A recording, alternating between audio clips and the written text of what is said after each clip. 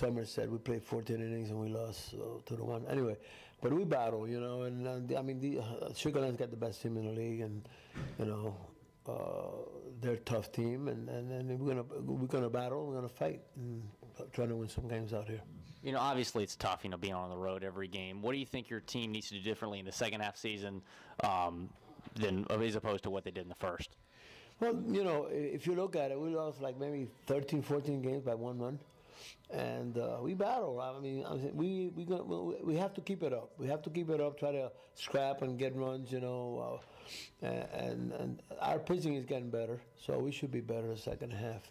Speaking with Road Warriors manager Ellie Rodriguez on the pregame show, you were also a player development consultant for the Atlantic League for many years. What responsibilities did you have in that role? Yeah, I was working for Joe in the league, and I was supervising the umpires, and I also was bringing in players from Latin America, Puerto Rico, Venezuela, and Dominican.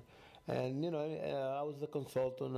Anytime that players needed to be talked to, I was doing that, and overall, I enjoyed my job doing that. You also had a very successful MLB career, two-time All-Star, made your major league debut for the Yankees in Yankee Stadium in 1968. What was that day like, making your debut in arguably the most historic ballpark of all time? It was great. I mean, that was my dream. Mickey Mantle was my hero, and I played for the Yankees and the Miners for 3 years. And when I got that call out of Syracuse, New York, coming down to Yankee Stadium, I was like in cloud nine. I was driving down like 4 hours, and when I got to the big stadium, I walked in there, and Mickey Mantle was there, and that was my biggest thrill. And when I got in there, Ralph Houck was the manager, and he said, you're in there playing, kid. So I got in there, caught my first game, caught a shutout, three-hitter, and that was it. You mentioned Mickey Mantle. What was that like being a teammate of the Mick? I mean, he was the greatest. The Mick was the greatest.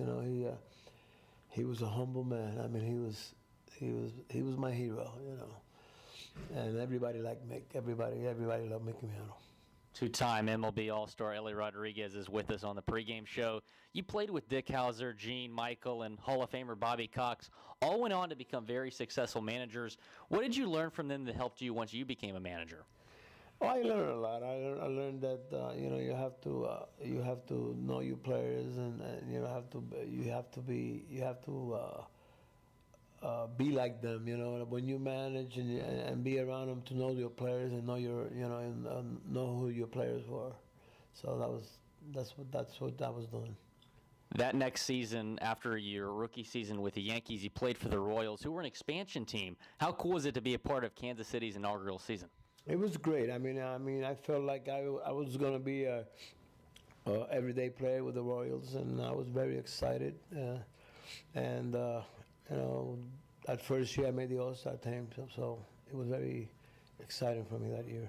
The first game in Municipal Stadium was a wild one. Went into extra innings. Your team able to win it. You actually hit a double in that game. What do you remember about that first game in Kansas City? I tell you, I can't. I don't remember. I know I got to hit a double, but I don't remember what happened after that. 12-inning, extra inning win in that first game. And you just mentioned it. You were elected to the All-Star game in just your second season in 1969. How much did you value that experience being an All-Star, age 23, such a young age? When you're there, you're 23 years old, sometimes you don't value, I know I was happy to be there, playing with all those All-Stars and everything, but I was very excited, and the rest, I don't remember, but I was very excited that. You're elected to another All-Star team just a few years later. What do you think was the biggest difference between the first time being elected and the second time being selected? Well, the second time I had a little bit of more time in the big leagues, and I know that I had a real good year that year, and that I felt that I was a regular catcher and that I was an All-Star. Ellie Rodriguez is with us on the pregame show. Fast forward to 1975. You're with the Angels. Behind the plate for Nolan Ryan's fourth career no-hitter.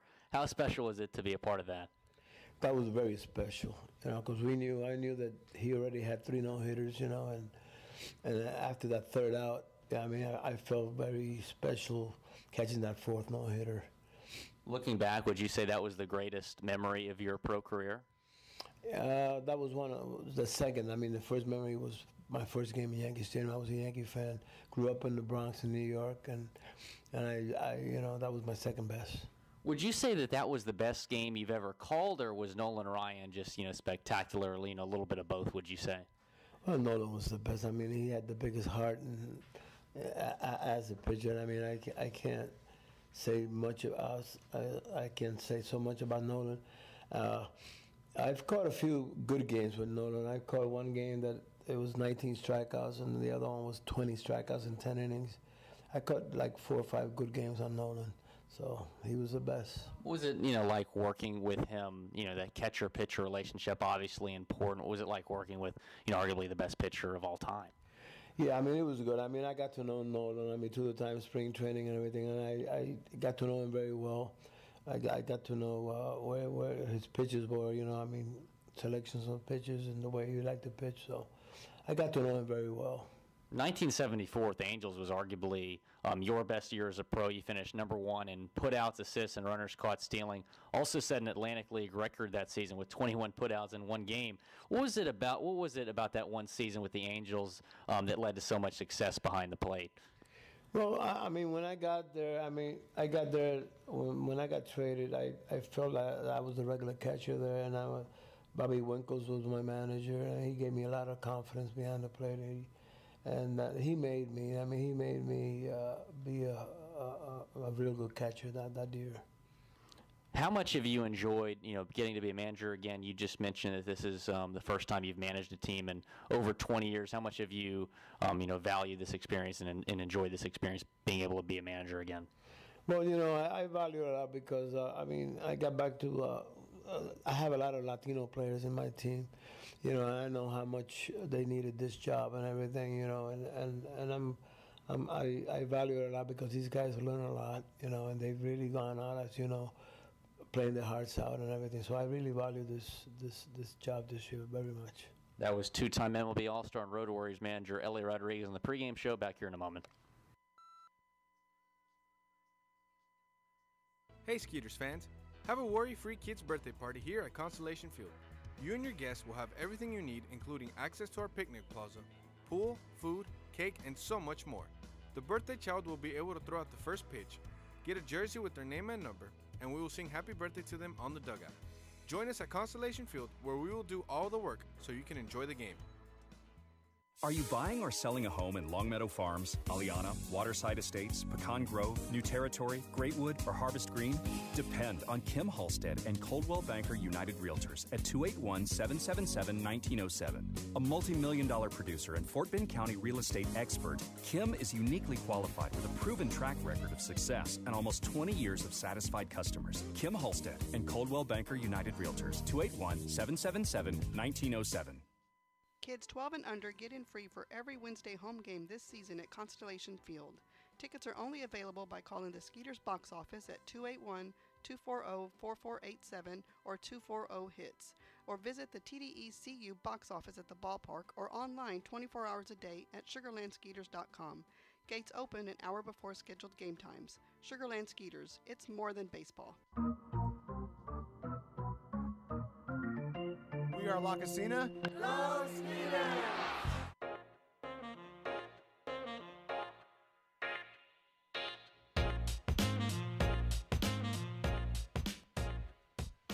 Welcome back to Constellation Field. Time to take a look at the starting pitching matchup, and let's start with Skeeters right-hander Matt Sergei. Will? Yes, Sergei, 2-4 record on the season, a 5.66 ERA in 7 games.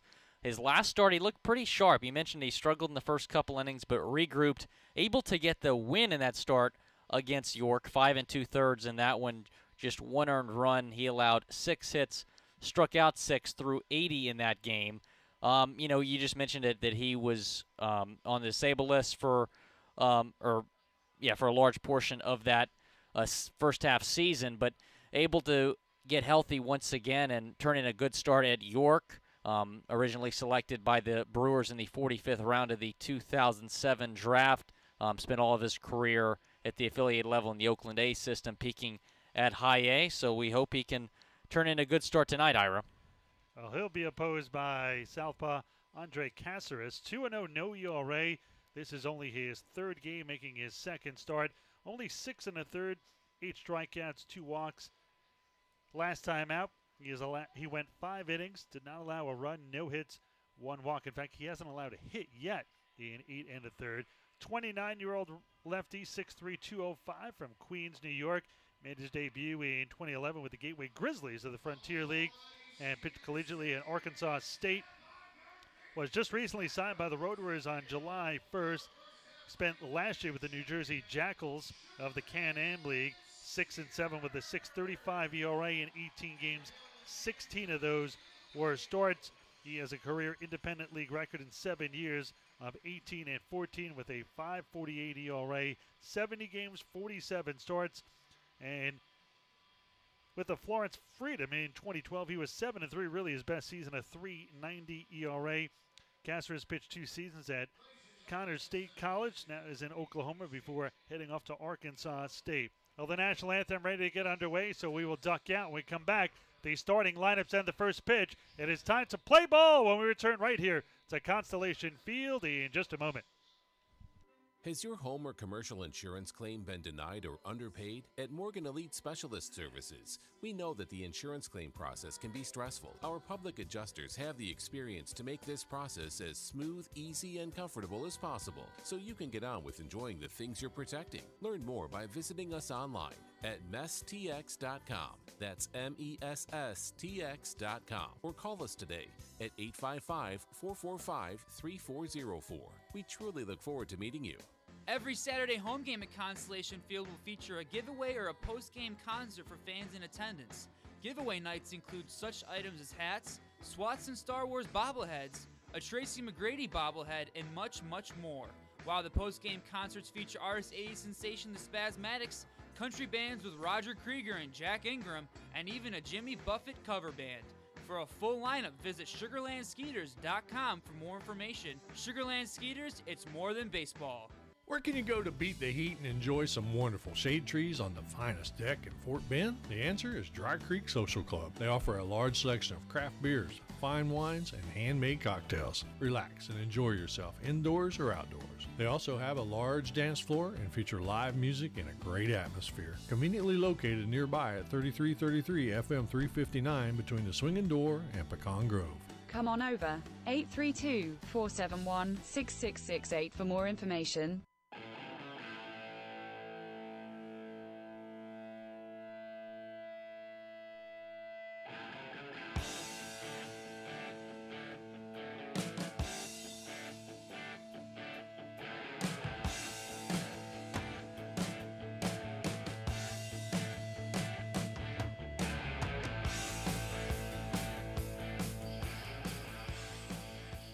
Time to take a look at the starting lineup for the visiting Road Warriors. Leading off is Alfredo Silviero. He'll be in left. Melvin Rodriguez, a bat second. He will play second. In the 3-hole, it's third baseman Edwin Gomez, the cleanup hitter. At first base, Jose Julio Ruiz. The DH, Geraldo Valentini bats fifth. All-star Gustavo Pierre at shortstop bats sixth. Jorge Fernandez in right batting seventh. Isaac Wenrich is batting eighth. He'll do the catching. And batting ninth, center fielder Anthony Ray. In left field for Sugarland will be Home Run Derby participant Courtney Hawkins. In center is Barrett Barnes. In right is a new guy, Slade Heathcott. Third base, Albert Cordero. Shortstop is Alvaro Rondon. Back at second base, Anthony Giansanti. Matt Chavez is at first. And catching Matt Sergei is Derek Norris. I know, Will, you're saying, well, how do these two teams stack up amongst the league leaders? Well, I'm glad you asked, Will. The Skeeters first in the league in average at 272. The Road Warriors are last at 227. Skeeters also first in team pitching with a 3.33 team ERA. The Road Warriors also last in this category at 4.82. Defensively, the Skeeters, they have made the second most errors in the league. The Skeeters are sixth in fielding percentage at 973, 66 errors overall. The Road Warriors are last in percentage, 971, and they have committed the second most errors in the league, 67. Now Matt Sergei coming off his first start in a while. After beginning of the season in the starting rotation, went 4 innings in his first start of the year, 5 innings in the next 2, and he plagued by the injury bug after going 4 1/3 on June 1st against York, and did not pitch again until 6-6, just 2/3 of an inning in a relief appearance, took the loss, and then in his final relief appearance, 2 1/3 on June 29th, and got back into the starting rotation with all the signings we mentioned in the pregame show. York Skeeters won 3-2. He picked up the win, went 5 2/3, allowed 2 runs, but only 1 of them earned. 6 hits, did not walk a batter, 6 strikeouts, 80 pitches, 56 for strikes. So he has come off the deal at the right time. The Skeeters on the road trip lost their ace Dallas Beeler, who was headed to the All-Star team before he got signed, and they lost Casey Coleman. So they lose 2 of their 5 starters. The Skeeters scrambling for starters. Nice to have Sergei back in that starting rotation, and Craig Sitton, who made no relief appearance until the road, made his first start. We'll see him in this series. Well, the first pitch by the Skeeters right-hander. This one is high. Ball 1-1-0, and we're underway. Game 1 of a 7-game series, all against these Road Warriors. Alfredo Silveira leading off here, the left fielder, 232, 5 home runs, and 23 RBIs. The 1-0 by Sergei is swung and skied down the right side. 1 ball and 1 strike. Is it that time of the summer where the sun's starting to go back now, because the shadows are all the way across the mound already here at 7:12 now. Earth is rotating. The 1-1. This one swung and missed on a high fastball. 1 ball and 2 strikes. So Sergei quickly ahead here of Alfredo Silveira. Take a look at the temperature here. 92 degrees at game time start. 59% humidity, and a south-southeast wind of 21 miles an hour, one of the strongest this season, coming in from right center. Swung on him, is strike 3. Swung on a ball low and away. Silveira goes down, first K of the day, and there's 1 away as the second baseman Melvin Rodriguez steps in.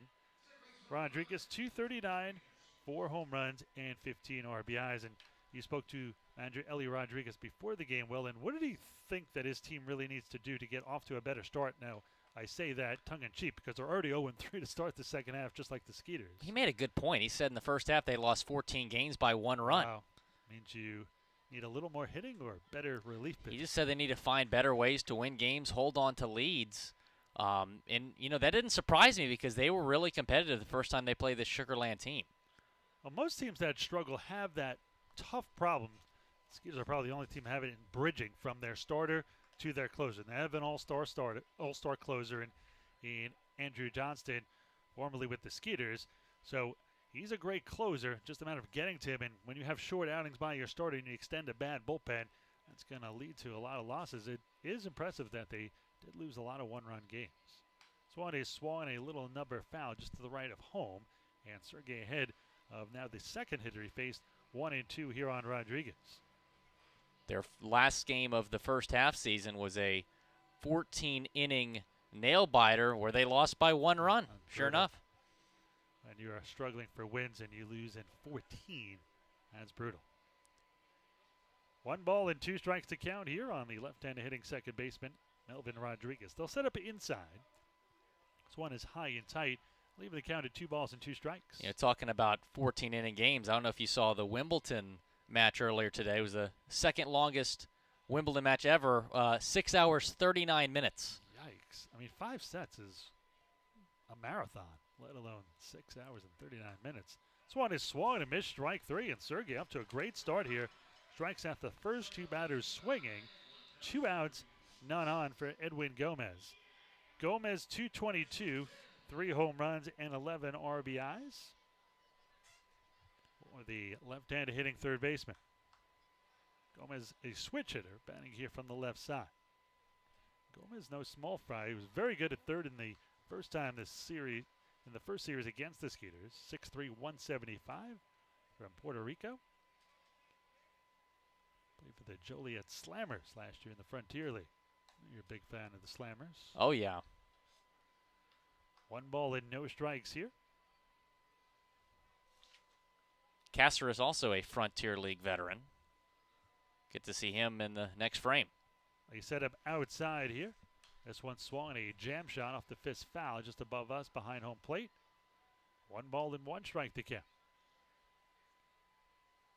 The Skeeters, after winning 7 in a row, and along the way, capturing the first half Freedom Division playoff spot. Skeeters have now lost 4 in a row. Certainly lost a lot of players on that road trip. There's one a strike on the inside corner, 1-2. So the third straight batter to start this game goes down 1-2 to Sergei, which is a great start for Matt.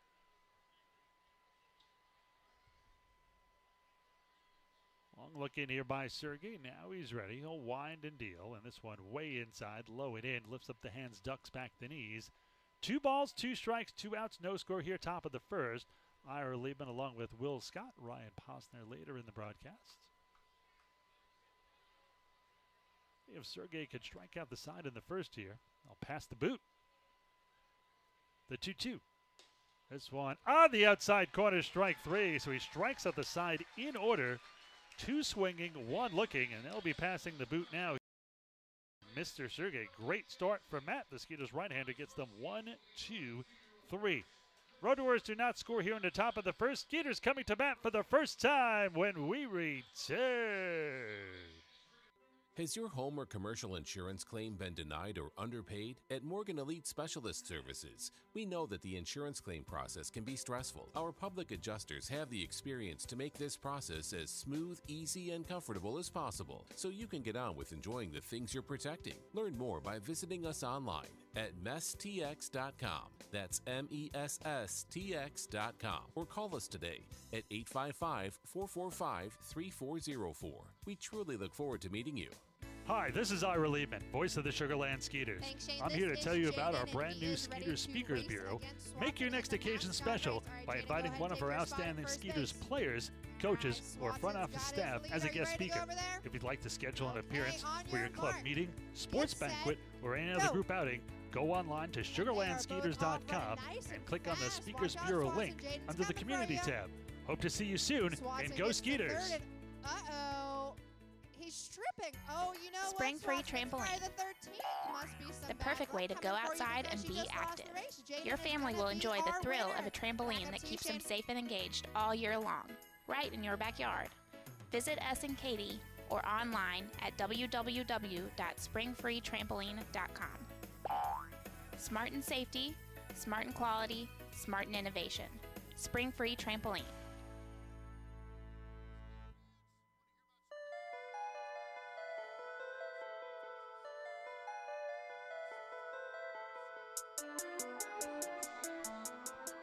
Time to take a look at the starting lineup for your Sugarland Skeeters. Barrett Barnes will lead it off. He'll be in center. All-star Matt Chavez at first, bat second. Derek Norris will be doing the catching. He'll be in the 3-hole.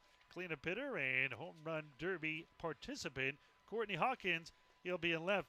The newest member of the Skeeters, Slade Heathcott, the former big leaguer, former first-round draft pick in right, bats fifth. Anthony Jansanti in center, bats sixth.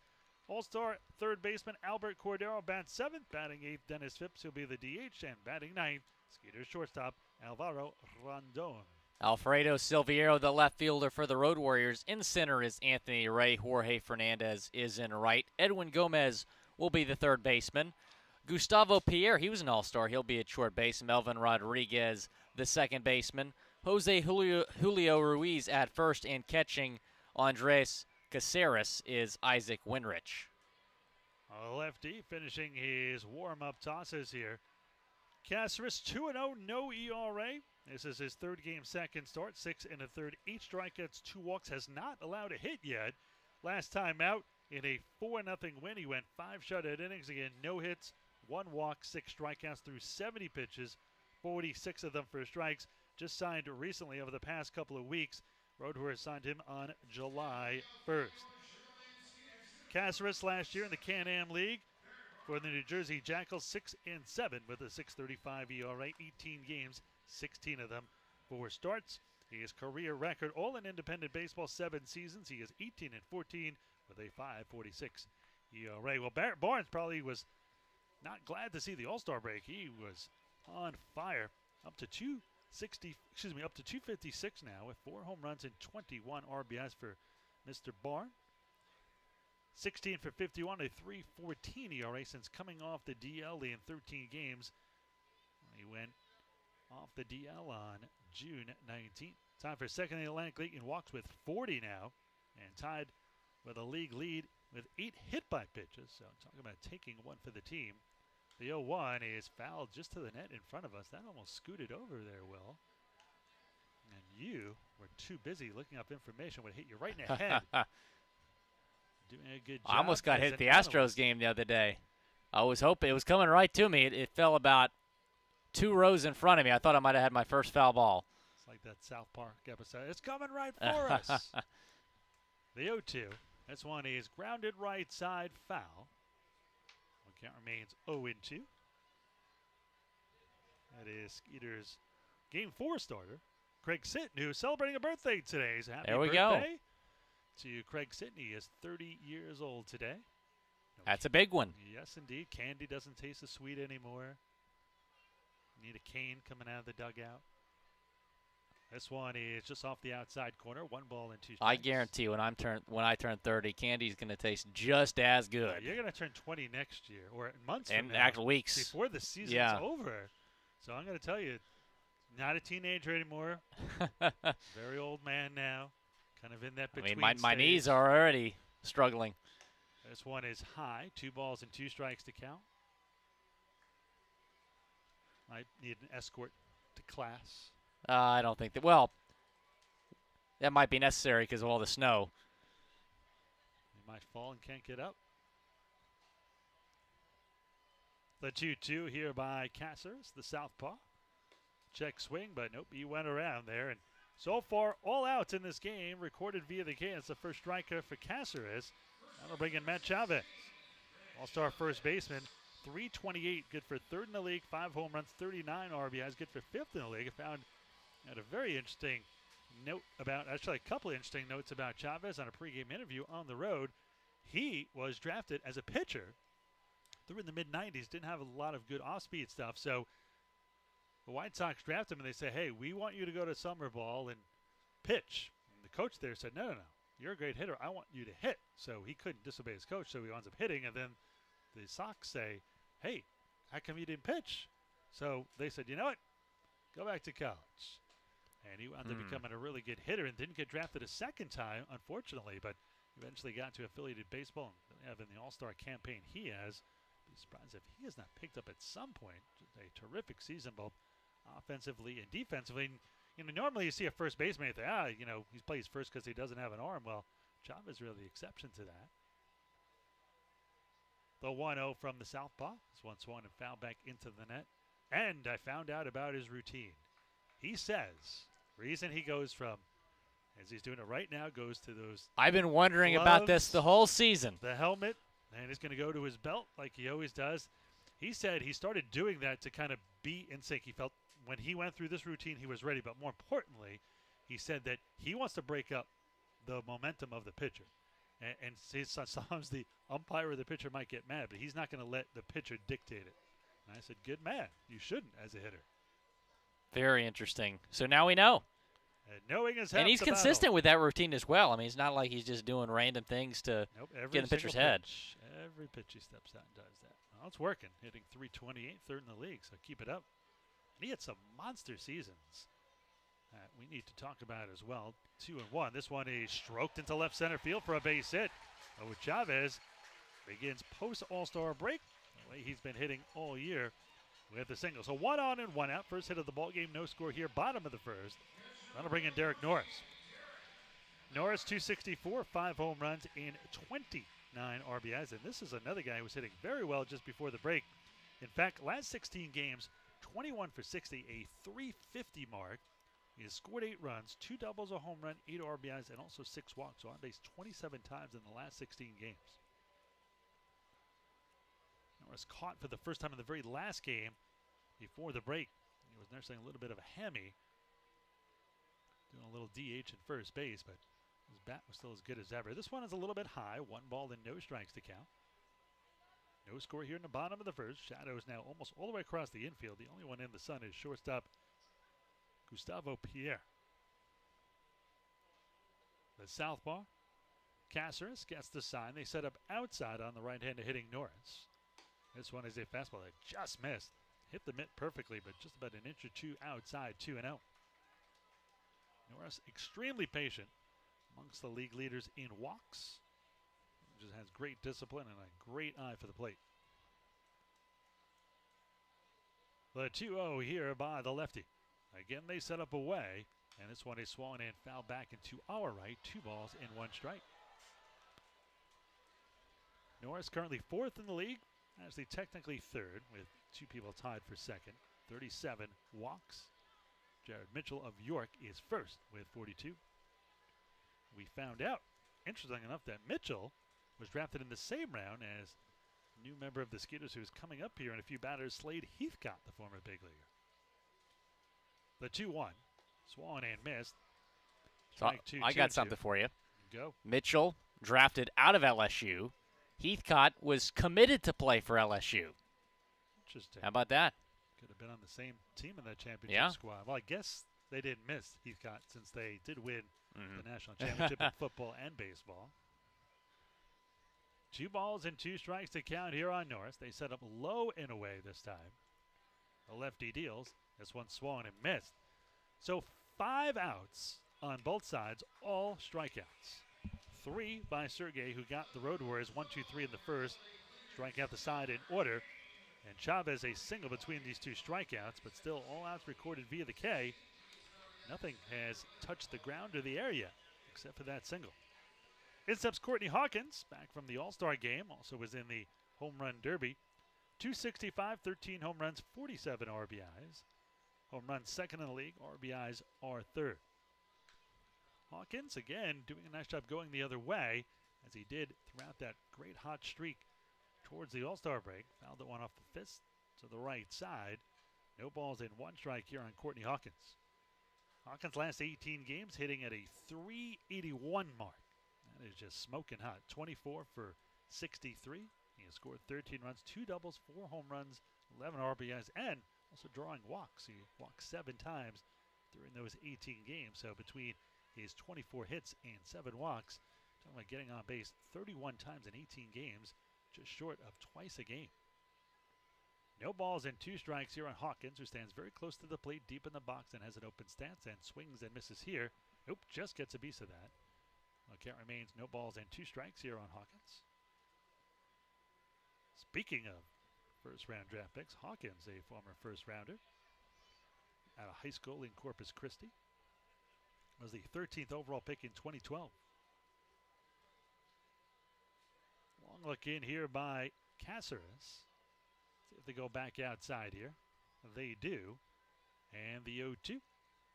This one high and outside as catcher Isaac Wenrich has to go up, coming out of the crouch and bring that one down. 1 ball and 2 strikes on number 1-2, Courtney Hawkins. Hawkins was actually committed to play at UT before taking the White Sox offer. First round, hard to pass up. You see guys do it. I don't know what you think. The 1-2 swung and grounded towards short. Tough play to the left of Gustavo Pierre, but the goes the short route to second. 6-4 on the fielder's choice, and that'll do it. No runs, 1 hit, no errors, and 1 man left on base. We are through 1 inning of play. Special guests when we come back. No score between the Skeeters and the Road Warriors. So there I was, just minding my own business when a hit and run. This guy came out of nowhere. Bam! And he just kept going. Thankfully, Texas Farm Bureau Insurance was there with the right auto coverage for how and where I drive. So I was on my way in no time to witness the hit and run that really mattered. Now that's a moment worth covering. 877 Farm Bureau. Hi folks, this is Blaine Law, the owner of the Lost Cajun in Rosenberg, Texas at the Brazos Town Center. I'd like to introduce you to the Lost Cajun. This is Griff, the Lost Cajun, and we're so glad to be in Rosenberg, Texas. Come out, folks, and meet us. Try some great food, seafood gumbo, chicken and sausage gumbo, crawfish etouffee, red beans and rice lobster bits, and jambalaya. Les bon temps roulés. Let the good times roll. Oh, they got that food to go and they're catered at Gator too. 281-762-0512. Hey, what's for dinner tonight? That's probably the hardest question we all answer every day. May I suggest La Cocina Mexican Restaurant? Dine in or take away. They have the best Mexican food in the area, and it's all handmade from scratch. Try their famous street tacos. The Fiesta Packs are unbeatable, and delivery is provided. Located at 515 FM 359, or for even quicker service or reservations, 281-238-0872. That's 281-238-0872. Hi, I'm Kim Holstead with Coldwell Banker United Realtors in Sugar Land. Go Skeeters!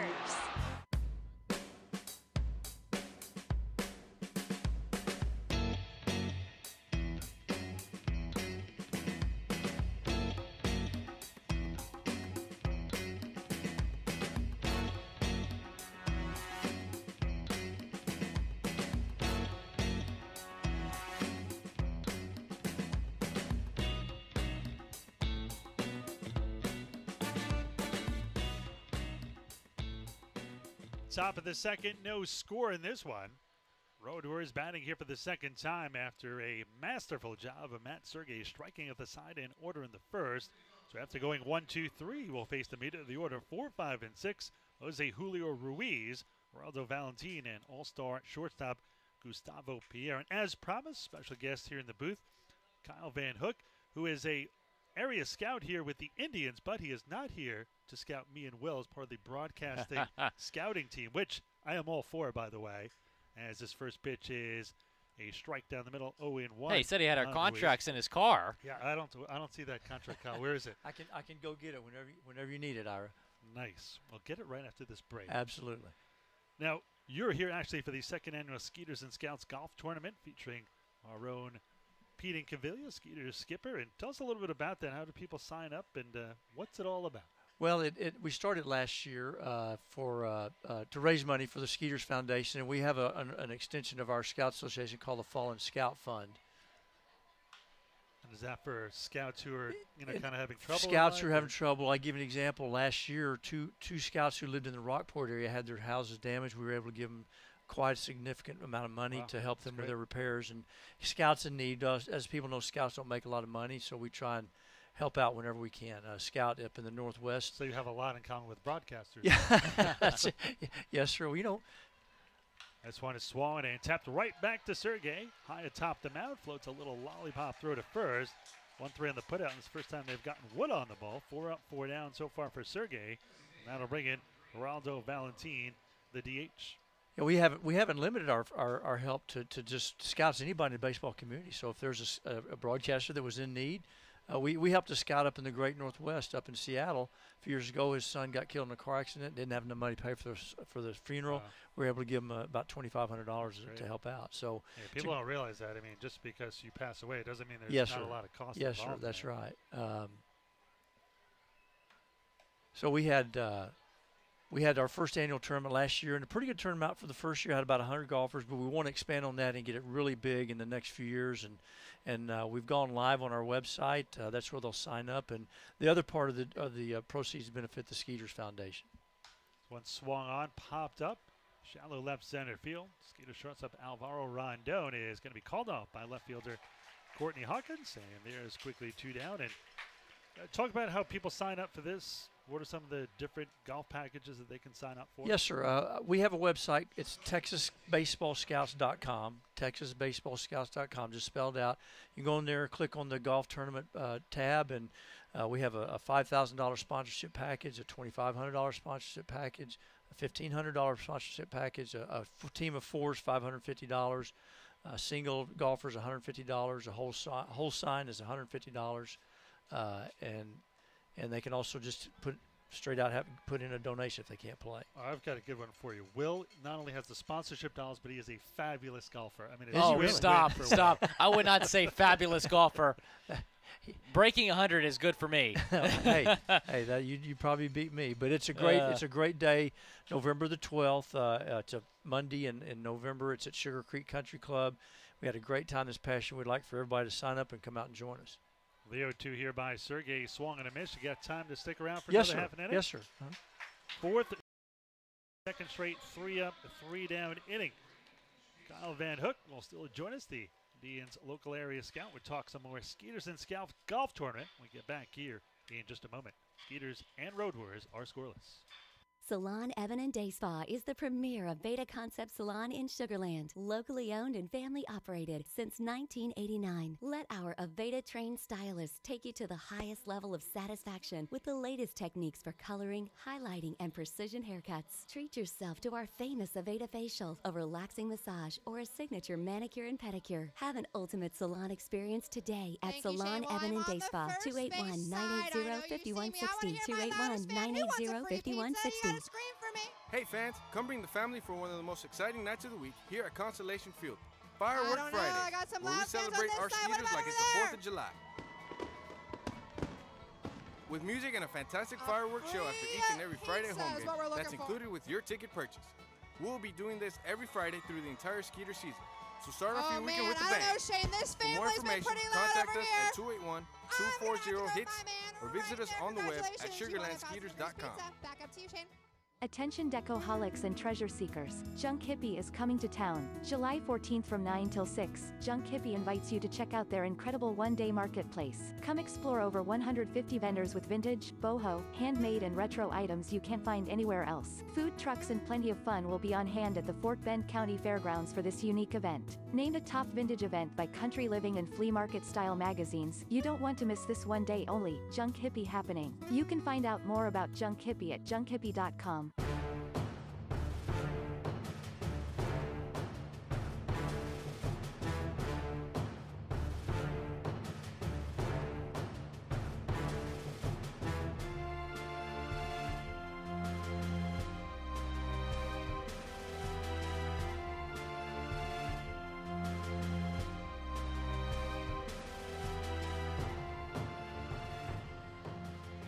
Bottom of the second inning.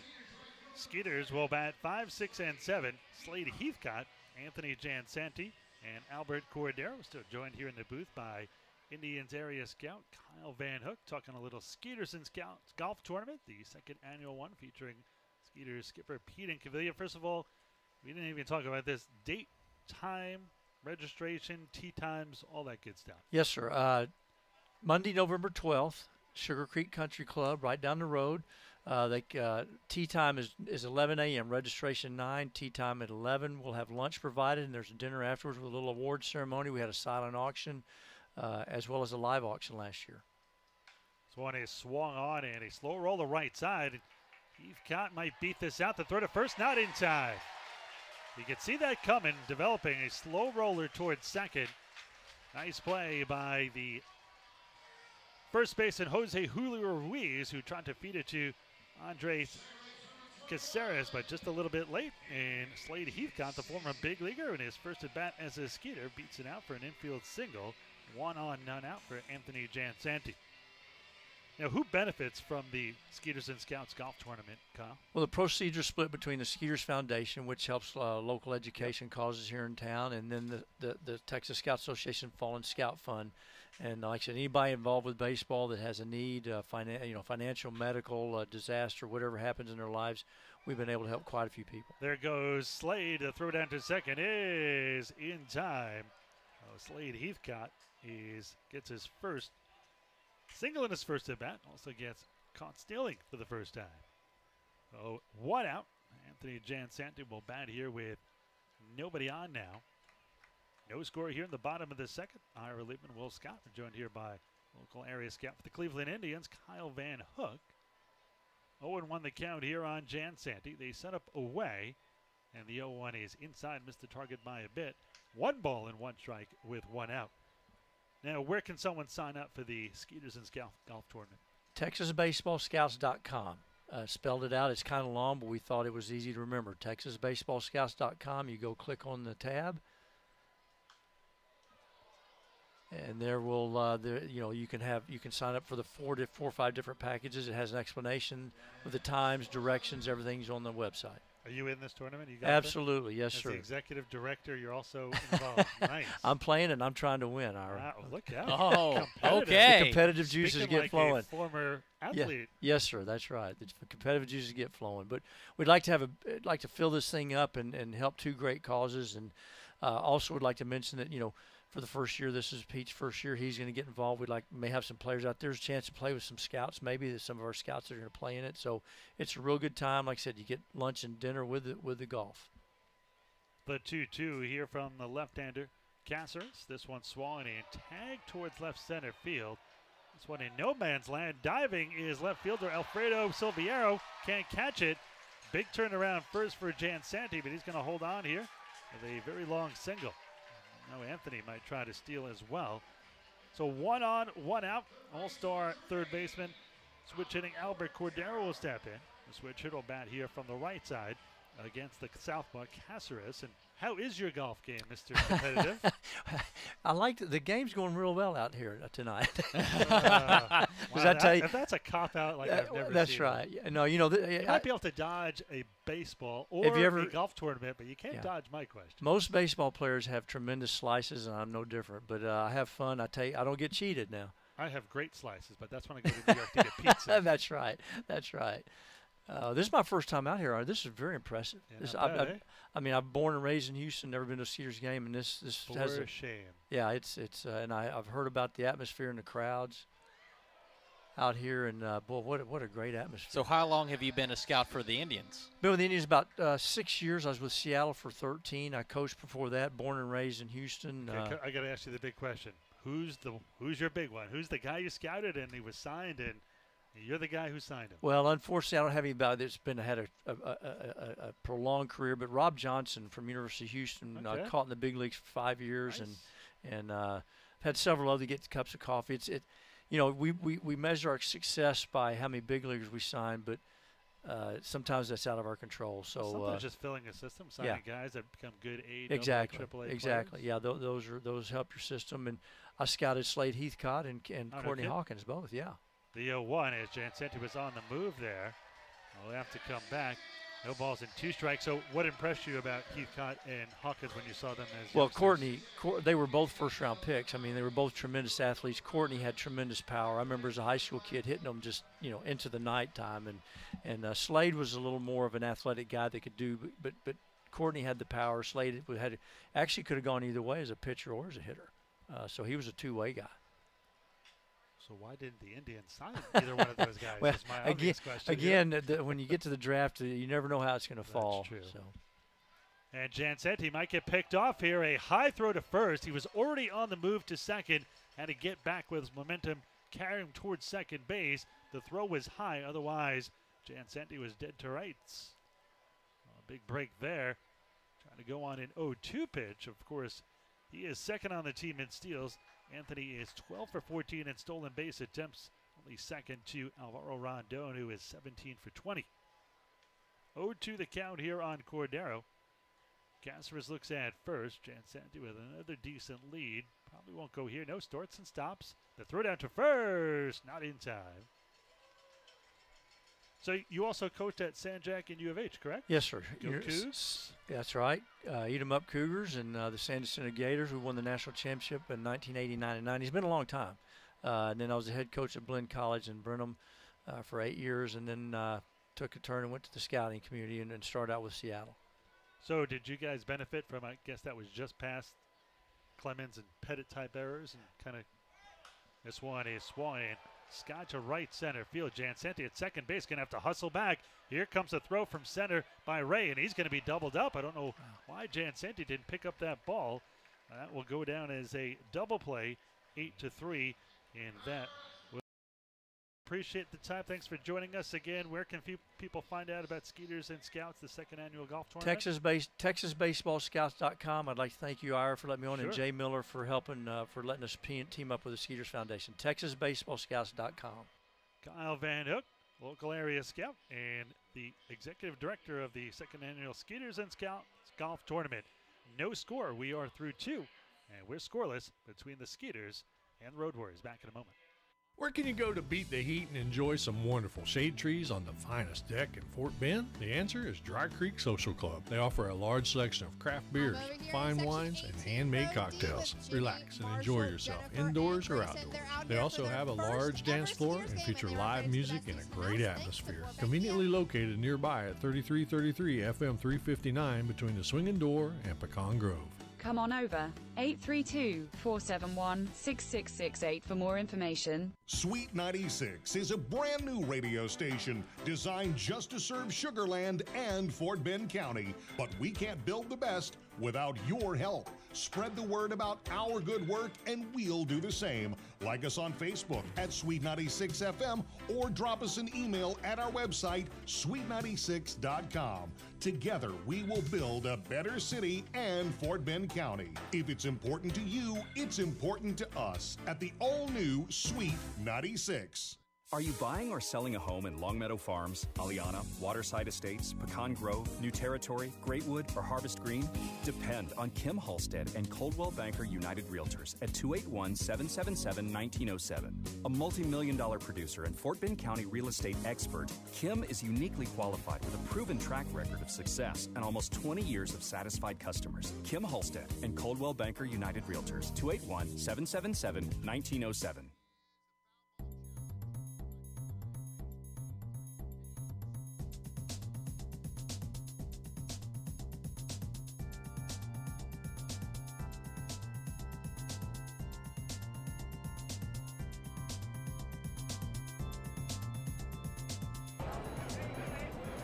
Top of the third inning, still a scoreless contest here between the Skeeters and the Road Warriors in game one of a 7-game series and 7-game homestand. It'll be Jorge Fernandez, Isaac Wenrich, and Anthony Ray, bottom of the order here in the top of the third. So far, Sergei back to back, 3 up, 3 down innings to start this one. And this one is skied into right field. Coming back is Barnes, and he'll bring it down, going towards the corner and right. 7 up, 7 down here for Sergei. That'll bring in catcher Isaac Wenrich. Wenrich 217 with a home run and 7 RBIs. Everybody now in the shade ball on the infield and outfield. The only sun on the field is in left center and center field behind Hawkins and Jan Santi. One steps Wenrich, who by the way spells his name W-E-N-R-I-C-H. Looks like Wenrich, but it is Wenrick. This one is fouled back into the left. No balls and 1 strike to count. So it is Wenrick. Wenrick. Interesting. He himself said it to me behind the batting cage today, right from the horse's mouth. The 0-1 by Sergei. This one is off the mitt of Norris. 1 ball and 1 strike with 1 out here. And no score, top of the third. Wenrick has never played affiliated ball, spent the past 4 seasons in independent baseball, 2 in the Pacific Organization and 2 in the Frontier League. This is his first season with the Atlantic League. Pacific Association really starting to produce some players. The 1-1. Arian Sanford, the speedster from Lancaster, one of those guys. 1 ball and 2 strikes now here on Wenrick. By the way, I'd like to thank everybody for joining us here today. All the friends, fans, and family of the Skeeters, as well as the Road Warriors. They do not have a road broadcasters. Thank the friends, fans, and family of the Road Warriors for listening aboard as well. A special hello to Christina, who's recovering, so we wish her a speedy recovery. They set up inside the 2-2 by the right-hander. This one way inside. That one on the count full. 3 balls and 2 strikes. Do some scores around the league here in just a moment. And the Ducks are getting crushed, to say the least. We'll get you all those scores momentarily. Payoff pitch here to Wenrick. This one swung and hit out to right field, low sinking line drive, and Skeeters right fielder Slade Heathcott grabbed out for a hit. Well, you are right. The Ducks are getting crushed by the Revolution, 16-1 in the bottom of the 6th inning from Peoples Bank Park. Some other action going on across the Atlantic League. Southern Maryland leading New Britain 6-3 in the bottom of the 8th inning. And then bottom of the 6th inning, we have a scoreless game between Lancaster and Somerset. Well, in steps Anthony Ray as the string of 7 straight Retired to start this one by Sergei, broken up by the catcher Wenry. No score here in the top of the third. 1 on, 1 out. 1-0 the count to Ray, the speedy center fielder. They set up outside. This one swung and fouled right back into the screen in front of us. So now, as badly as I want a ball in the booth, that one would have killed us. No, I don't want that one. That one can stay away from us. Net.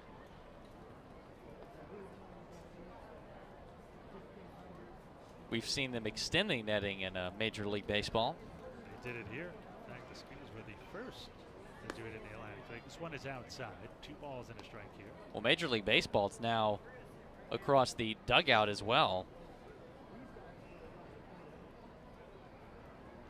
Sergei now at 33 pitches, exactly a 2-to-1 strike-to-ball ratio, 22 strikes, 11 for balls.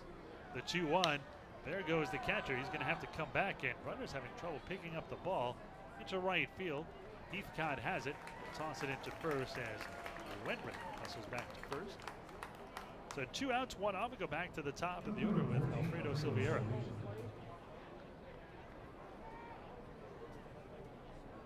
Sergei played for Pete and Cavilla before.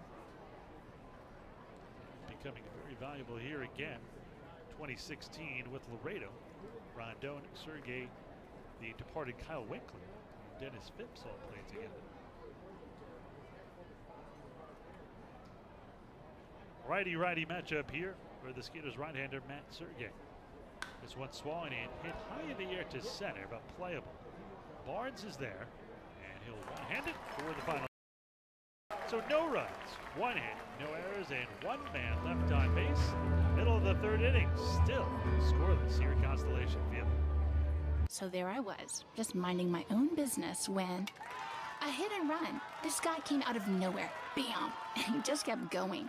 Thankfully, Texas Farm Bureau Insurance was there with the right auto coverage for how and where I drive. So I was on my way in no time to witness the hit and run that really matter. Now that's a moment worth covering. 877 Farm Bureau. Skeeters fans, end your weekend with Skeeters baseball at Constellation Field for Sunday Fun Day. We have something for everyone. Play catch in the outfield, and your favorite Skeeters players will be signing autographs before the game. Also, after the game, all kids will be able to run the bases. Thanks, Shane. Well, tonight we have siblings. Constellation Field has everything you need for a fun, family-friendly, affordable day at the ballpark. For more information, contact us at 281-240-HITS or visit us on the web at sugarlandskeeters.com. Celebrate the history of our national pastime at the National Baseball Hall of Fame and Museum in Cooperstown. See priceless treasures that will bring your baseball memories to life. Find stories that will inspire and surprise. Cooperstown is where you, your family, and your friends can relive baseball's greatest moments and honor the all-time greats of the game. See all that the Hall of Fame and Museum has to offer and plan your family visit today at baseballhall.org. Final question. In a typical deck of cards, which 2 suits are red?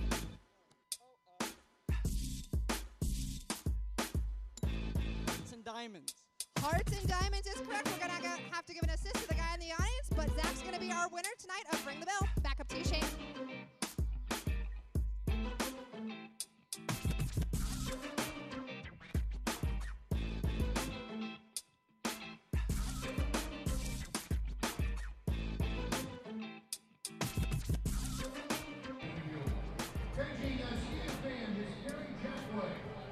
Thank you very much for listening to the Game of the Week here on 96.1 FM at Sugarland's only radio station, the new radio home of the Skeeters.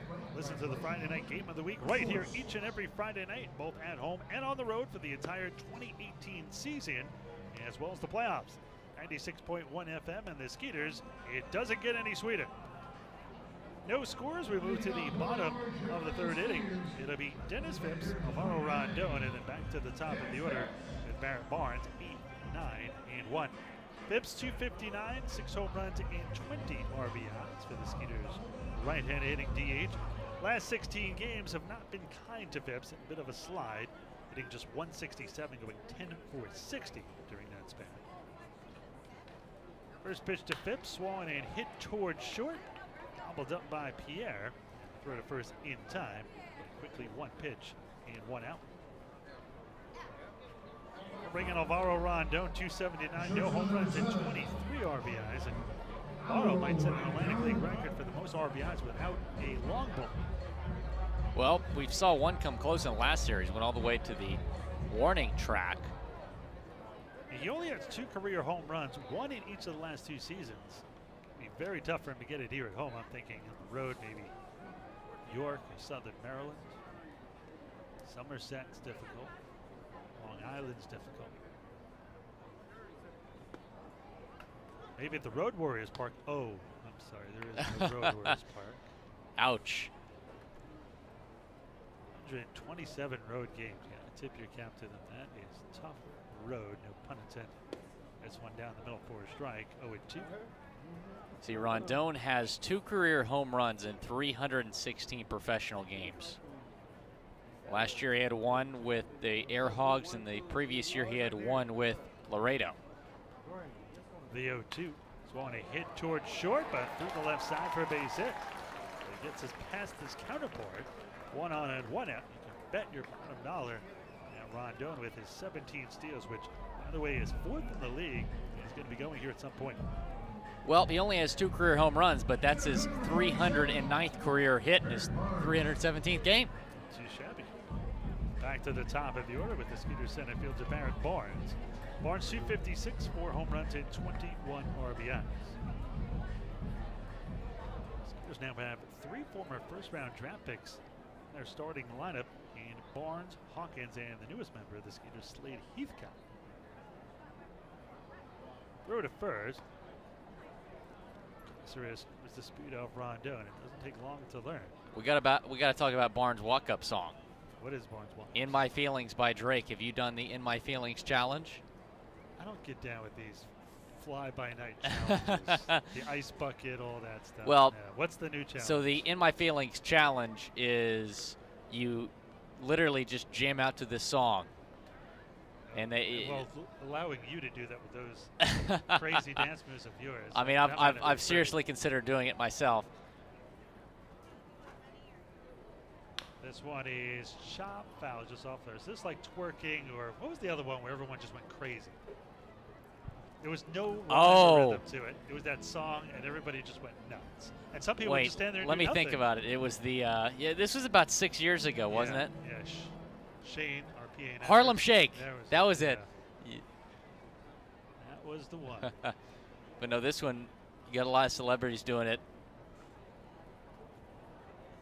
They're going to set up outside here. I'm going to pass on this one. On hold, but now coming home is Casper. This one fouled into the net. In front of us, just to our right. 0-2 the count. You are a Sugarland celebrity, so you got to do it. I don't know about that. Will Smith. A lot of them were just pretty simple, just dancing to the song in like a gym or something. Will Smith went on top of a major bridge in Budapest, like the roof of the bridge. It's unbelievable, the video of it. Pretty terrifying. This one is fouled off to the right side. Count remains 0-2 here on the Skeeters' right-hand hitting center fielder, Barrett Barnes. Mentioned he was a former first-round pick. By the Pittsburgh Pirates. Yes, indeedy. He's out of Texas Tech, 45th overall. Back in 2012. Another 0-2 pitch coming to the former first-rounder. They'll set up low and away. And the southpaw will hold. And come home. Ryan fouled off again. Good at bat here by Barnes, despite being down 0-2. See that at bat by Mookie Betts, 13 pitches, and then he hits a grand slam. Yeah, I saw that. Pull up the Will Smith video for you. That looks dangerous. That's a small little catwalk. He said this is very illegal. And you get the cameras up there. Oh, wow, that's crazy talk. He's on top of that roof. The roof looks safe. Nice and flat, but getting up there, it didn't look easy. One swung, he hit high to center field and deep. Anthony Ray going back. He's got a beat on it, and he'll bring it down. Barnes sends it to the deepest part of the ballpark. Rondon will hustle back to first. Bring in all-star first baseman Matt Chavez, who has one of the Skeeters' 4 hits tonight. No score here in the bottom of the third. Chavez 1 for 1 with a single. Came in batting .328. 5 home runs and 39 RBIs for Matt. Just came back from the All-Star game. a hit in 14 of the last 18 games, going 25 for 79 during that span. That's actually lower than his overall average. That's a 316 stretch.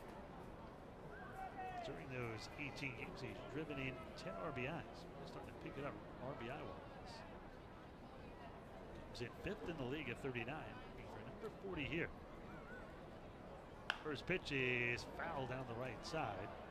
And I asked him, this is a guy who hit 31 home runs a few years ago, and I said, 5 home runs, are you focusing more on average? And I said, or is it Constellation Field? He said, yep, you know, a lot of my balls are the opposite way to right center or left center. Constellation Field, not exactly friendly in that part of the ballpark. So we hit 2 home runs on the road this last road trip. Constellation Field, definitely a pitcher's park. Not like a lot of the other Atlantic League ballparks. What would you say is the hitter-friendly park in this league? Lancaster, New yeah. York, for sure. The exact same dimensions, just flip-flopped. The old flip-flopperoo. This one swung and fouled off again down the right side. No balls and 2 strikes here on Matt Chavez. No score here in the bottom of the 3rd. Skeeters no runs on 4 hits. Road Warriors no runs on just 1. And it was in 2015 in the Pacific Association where he hit 31 home runs and 85 RBIs, hitting .383 at the beginning of the season in affiliate ball Lake Elsinore in the Padres system. Lake Elsinore Store. 2 big eyes on their hat. It was the top-selling hat actually in minor league baseball for a couple of years. But this is a guy who previously played here in Texas. Played in San Angelo, and a guy I know very well played for Doc Edwards. He hit .369 in 2014 for the Colts. Just needed a chance to play every day, and Doc gave it to him and turned his career around. Does that. The 0-2. This one high and outside, no balls and 2 strikes. And keep in mind, other teams had a chance at him that year. He started out in the Frontier League, then for the Fort Worth Cats. Only 19 games there, then went to San Angelo and had that monster year. And by the next season, he was back in affiliated baseball. The last 2 years with the Wichita Wingnuts, he had .359 and .330. So he has .328 average, no fluke. Swanee is hit into right center. Low sinking liner. It's going to hang up there. Almost took off on right fielder Jorge Fernandez. Line drive to right. He's out number 3. No runs, 1 hit, no errors, and 1 man left on base. The 3rd of the way through, into the 3rd. Still no score between the Road Warriors and your Sugarland Skeeters. Well, Shane, I'm at the Want to top watch of the section Skeeters? We have just what you need. Our game day suites are ideal for entertaining clients, rewarding employees, networking, and even celebrating personal milestones. Back up to you, Shane. Let us make it easy for you. Suite rentals come with food and soft drinks, parking privileges, and even access to our Insperity Club. Drinking packages are also available. To plan your event, call us at 281-240-HITS or visit us on the web at sugarlandskeeters.com. Has your home or commercial insurance claim been denied or underpaid? At Morgan Elite Specialist Services, we know that the insurance claim process can be stressful. Our public adjusters have the experience to make this process as smooth, easy, and comfortable as possible, so you can get on with enjoying the things you're protecting. Learn more by visiting us online at messtx.com. That's MESSTX.com. Or call us today at 855-445-3404. We truly look forward to meeting you. Hey fans, come bring the family for one of the most exciting nights of the week here at Constellation Field, Firework Fridays, where we celebrate our Skeeters like it's the 4th of July. With music and a fantastic fireworks show after each and every Friday home game that's included with your ticket purchase. We'll be doing this every Friday through the entire Skeeter season, so start off your weekend with a bang. For more information, contact us at 281-240-HITS or visit us on the web at sugarlandskeeters.com.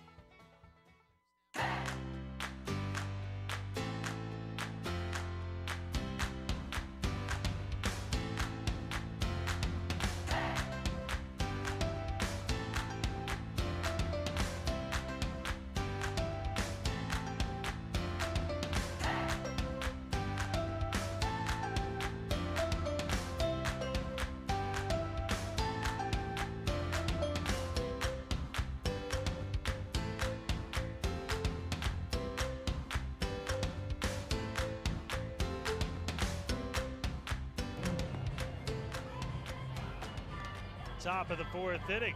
Still in a scoreless contest. Will his way through the next few. Is our own Will Scott. William, it's all yours, sir. Well, thank you. Hopefully, I can give you a lead. You've been terrible. Just terrible. Not as bad as Sam Mines down on Long Island. Yeah, I was not much better.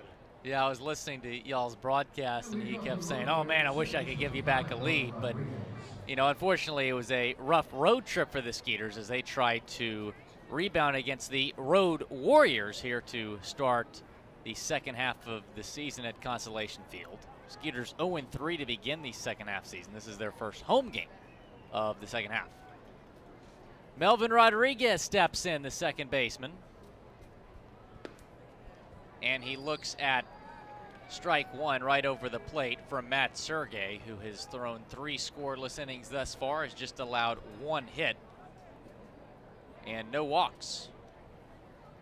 The 0-1, and that's just a bit inside. So Sergei has thrown 9 innings since coming back from the disabled list, and he's not allowed a run. Or he's only allowed 1 run, excuse me. So 1 run through 9 innings since coming off the DL. The 1-1 is fouled off. And, that's sometimes all pitchers need to, regroup and start pitching well is just some time off, Ira. Yeah, indeed. And Sergei's been a quality pitcher for a number of years. And came off the DL and a few relief appearances. One was practically a start. Very good since going back into the starting rotation full time. 1 ball, 2 strikes, and that misses low to Melvin Rodriguez, who only spent 1 year in the Nationals organization after being drafted by the Nats in 2015. He spent 2015 with Single A Auburn. That's not Auburn, Alabama. That's Auburn, New York, up there by Syracuse. A lot of people get that confused. The 2-2. And that is ripped into right field, but getting there is Slade Heathcott to make a nice catch for out number 1. That was a rope. Heathcott in the right place at the right time, able to make the catch in his Skeeters debut for the first out here in the 4th inning. Skeeters and the Road Warriors tied at 0s. Gomez, who's batting here, went to the Puerto Rico Baseball Academy, produced guys like Carlos Correa for the Astros, and becoming a 4th-round pick for the Tigers in 2009. Spent 3 seasons with the Tigers organization, did not make it past advanced single A, however. Also spent 2 seasons in the Astros organization, and a former Skeeter. And a former Astro.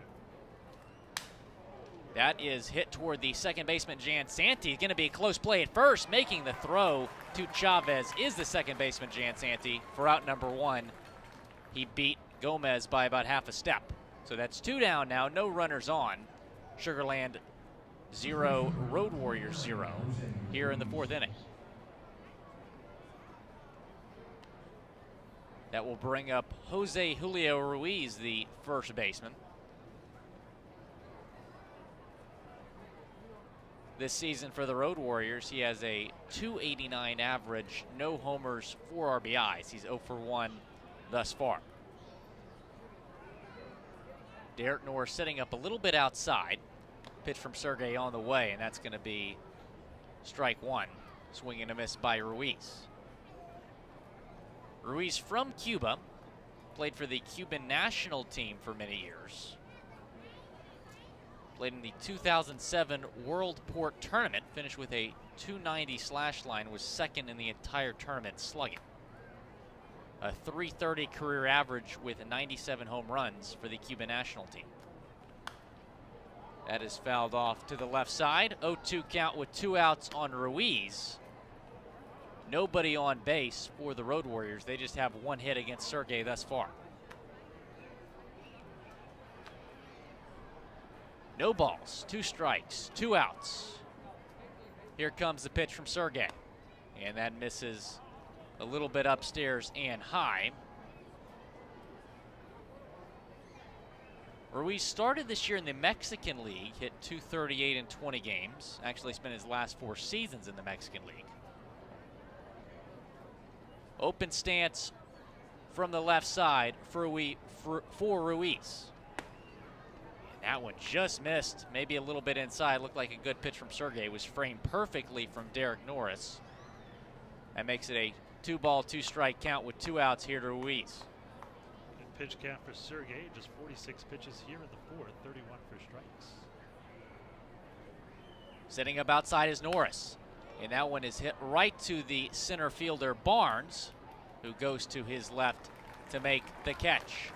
So a quick 1-2-3 inning for Matt Sergei. Middle of the fourth, Sugarland and the Road Warriors scoreless. Hi folks, this is Blaine Law, the owner of the Lost Cajun at the Brazos Town Center. I'd like to introduce you to the Lost Cajun. This is Griff, the Lost Cajun, and we're so glad to be in Rosenberg, Texas. Come out, folks, and meet us. Try some great food: seafood gumbo, chicken and sausage gumbo, crawfish etouffee, red beans and rice lobster bits, and jambalaya. Les bon temps roulés. Let the good times roll. Oh, they got that food to go in there. Cater that Gator too. 281-762-0512. Hi, I'm Ira Lehman, voice of the Sugarland Skeeters. Join me every Friday night to hear Skeeters baseball live on Sweet 96, Sugarland's only radio station. Listen each Friday night when the Skeeters are both at home and on the road on 96.1 FM for the Friday night game of the week. Follow the drive for the 2018 Atlantic League Championship as the Skeeters and Sweet 96 team up for the first time. Sugarland, it doesn't get any sweeter! Spring Free Trampoline. The perfect way to go outside and be active. Your family will enjoy the thrill of a trampoline that keeps them safe and engaged all year long, right in your backyard. Visit us in Katy or online at www.springfreetrampoline.com. Smart in safety, smart in quality, smart in innovation. Spring Free Trampoline.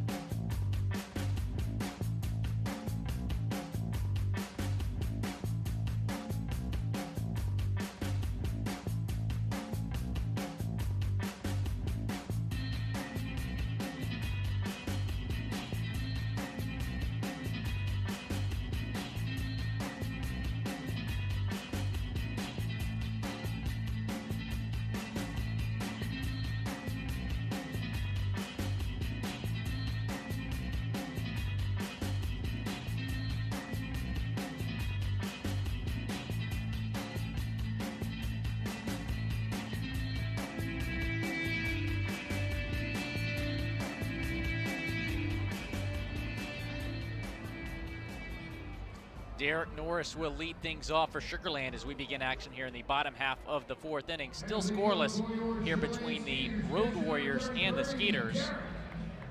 Caceres has yet to allow a run this season for the Road Warriors in his third game. Did something today he hasn't done, which was allow a hit. Skeeters have 4 of them. Unable to get a run off of those 4 hits. They had an opportunity in the second inning, getting 2 hits. First pitch swung on and hit to the second baseman, Melvin Rodriguez, for the first out. So a quick out for Caceres here to start the fourth inning. Caceres right along the lines of pitch count with Sergei. That last pitch made 45 for him, 33 for strikes. Only 12 balls through 3 1/3 so far. Both pitchers having a good night thus far. The pitching was good in the last series against these two teams.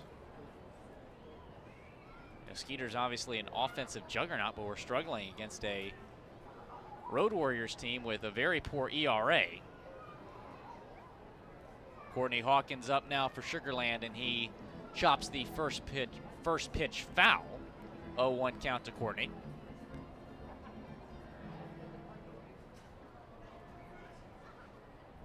Winrich setting up outside.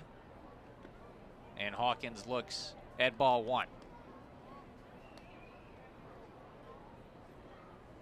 Courtney on the season, 265, 13 homers, 47 RBIs. Named to the All-Star team, participating in the Home Run Derby. He Remember how the old home run derby was done before they did times where it was, you know, if you outs, didn't hit a home run, it was an out. Only 6 outs. That's for the home ridiculous. Run derby. Because there's 10 in Major League Home Run Derby. Yeah, that's the way it should be. You got to give at least 10. Well, you know, they had the Home Run Derby right before the All-Star game. So they wanted to make sure that the All-Star game wouldn't be delayed. When the Skeeters did it here in 2014, we paired up one of the players here in the Atlantic League with a Little Leaguer. We had a Little League fence around the infield. So That's it was a fun. combined score between them. My old Brett Dolan's son did that, didn't Dolan. he? With Tracy McGrady. Yep, they were the winners. Although it was all his son. T-Mac didn't hit any. Speaking of, it's McGrady bobblehead coming up here. That one is skied to left center field. Coming in to make the catch is the center fielder Anthony Ray for the second out here in the bottom half of the 4th inning. That will bring up Slade Heathcott, who singled in his first Skeeters at bat, so that's a pretty good batting average, batting 1,000. We talked about him being a first-round pick, 29th overall by the Yankees. It was back in 2009, and this is a serious draft. Number 1 overall that year, Steven Strasburg. Justin Ackley was number 2 by the Mariners.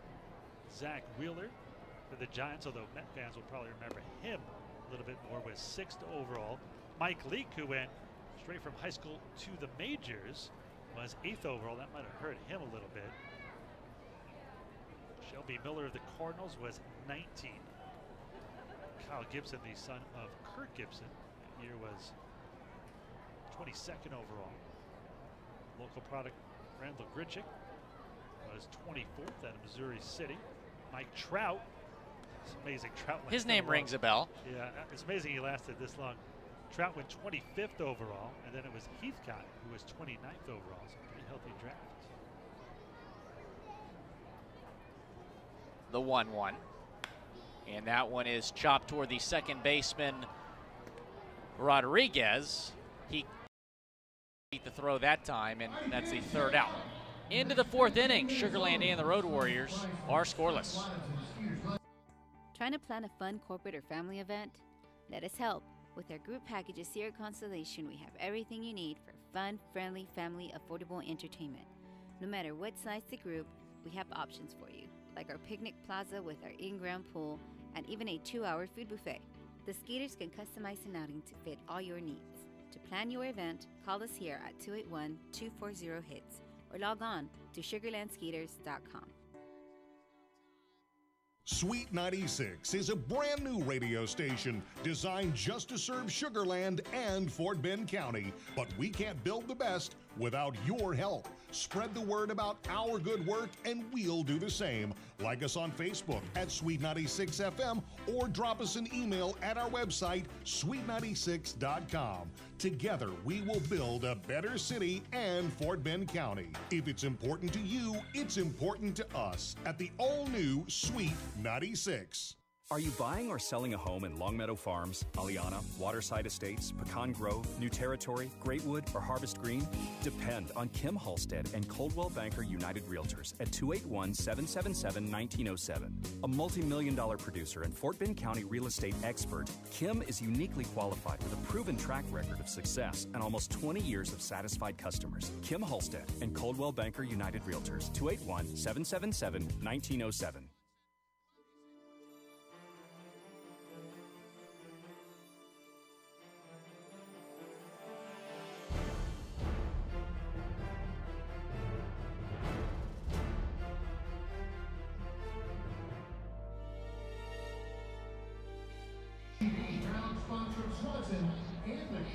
Welcome back to Constellation Field. Skeeters and the Road Warriors are scoreless as we begin action in the 5th inning. Matt Sergei has pitched very well.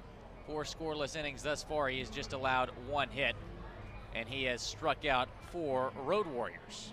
3 of those came in the 1st inning. Geraldo Valentin steps in, the designated hitter for the Road Warriors. 231 on the season, 1 homer, 15 RBIs. He flew out to left field his first time up. An interesting stance from Valentin. Picks up his left foot, and looks at strike one. Valentin, his last 10 games, just hitting 121. In his 6 games against Sugar Land this season, he's hitting 409. So kind of a big difference what he's done against Sugar Land and his overall mark. But he was definitely Road Warriors' best hitter when they were here last time. 1-1 pitch on the way from Sergei, and that one's fouled off behind home plate. Valentin went to Southern Arkansas University, being born in Puerto Rico. Kleber, no rotors in the American Association last year. Hit 263, 4 home runs, 69 RBIs. 1 ball, 2 strike to the former Railroader. He punched him out. Strike 3, swung on and missed from Valentin. That is the 5th strikeout of the day for Sergei. That will bring up Gustavo Pierre, who is named to the All-Star team from the Dominican Republic. 252 on the season, 8 homers, 17 RBIs. Struck out his first time up. From a nice name town, La Romana. Good pronunciation right there. Yeah, you know, a few skills.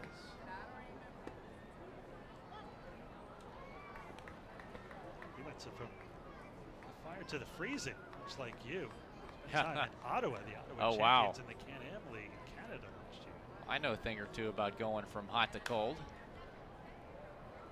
That is fouled off, makes it a 0-2 count to Pierre. Talking about your golf game? That too, yep. I think I was on pace to break 90 the last time I was playing. Ended up shooting 99. So that my second half didn't go so well. Strike 3 called.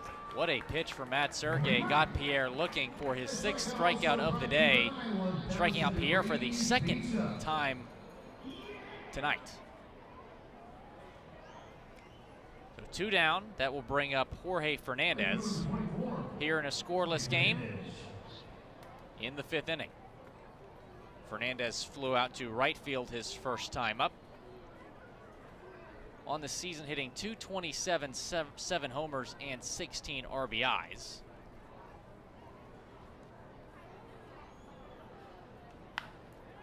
First pitch is fouled off down the right field side toward the concourse. Fernandez-Diaz spent some time with the Minnesota organization, but never reached Double-A. Was drafted by the Twins in the 7th round of the 2012 draft. The 0-1 from Sergei is swung on and missed. Nice fastball right there for Matt. Makes an 0-2 count with 2 outs. Nobody on base for Jorge Fernandez-Diaz, the right fielder. 1 pitch away from having 5 innings of scoreless baseball for the Skeeters starter. And that is hit deep to right field, but that will hook foul. Still an 0-2 count to Fernandez-Diaz. Sergei closing in on 60 pitches. Mentioned earlier, his last start, first one he's had in a while. Sergei threw 80 pitches on the news. He's thrown as much as 89 this season. So he's trying to get there. You get 1 more inning out of him, especially 5 shutout innings, possibly 6 shutout innings. Make him pretty happy. Pitch count just at 58. Those math classes are really paying off for you. There we go. How about that? Pretty impressive. I might have to go. Spanish soon. That ball is hit toward left field, and the left fielder Hawkins barely has to move a muscle as he makes the catch. So another 1-2-3 inning for Matt Sergei. 5 scoreless for the Skeeters righty. We'll be right back here on 96.1 FM. Attention decoholics and treasure seekers, Junk Hippie is coming to town, July 14th from 9 till 6. Junk Hippie invites you to check out their incredible one-day marketplace. Come explore over 150 vendors with vintage, boho, handmade and retro items you can't find anywhere else. Food trucks and plenty of fun will be on hand at the Fort Bend County Fairgrounds for this unique event. Named a top vintage event by Country Living and Flea Market Style magazines, you don't want to miss this one day only, Junk Hippie happening. You can find out more about Junk Hippie at junkhippie.com. So there I was, just minding my own business when a hit and run. This guy came out of nowhere, bam, and he just kept going. Thankfully, Texas Farm Bureau Insurance was there with the right auto coverage for how and where I drive. So I was on my way in no time to witness the hit and run that really matter. Now that's a moment worth covering. 877 Farm Bureau. Is going to be racing along the warning track to try to beat Sweet Tea. All right, are you ready? On your mark, get set, go. All right, Sweet Tea's got a head start, but is Brady going to pass him up? Let's see. Let's cheer him on as he runs. It's a far run out there. Ooh, Sweet Tea is booking it tonight. Come on, Brady, you got it. Let's cheer him on. See if he can beat that rat. It's going to be a close race, but it looks like Sweet Tea is going to come with the win. Awesome job, though, Brady. Brought to you by McAllister's Deli. Back up to you, Shane.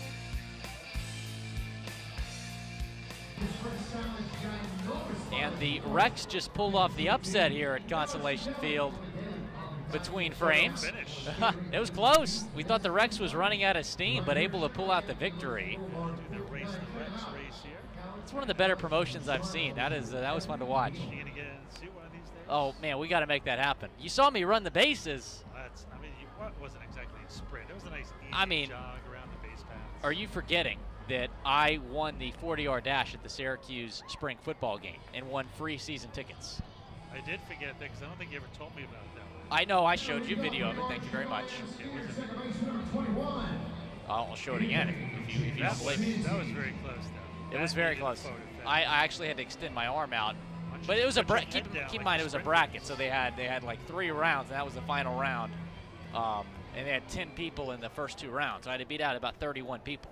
Who were all completely out of shape, I'm taking? Pretty much. But I was in an orange blazer. Keep that in mind. Like the Flash. An orange blur.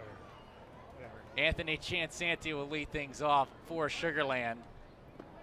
And he looks at ball 1. So you were an orange man. Correct. There were literally orange men in this competition. Quite literally, yes. You've seen my orange blazer, right? Even for me, it's a little much. In fact, you like the Ducks. Yeah, he told me about this. He's got the orange blazer. That one is chop foul. Hit hard down the left field side. 1-1 count to Anthony. 10 home runs now in the season for Anthony. Had 9 homers last season with Sugarland. Has already surpassed that mark.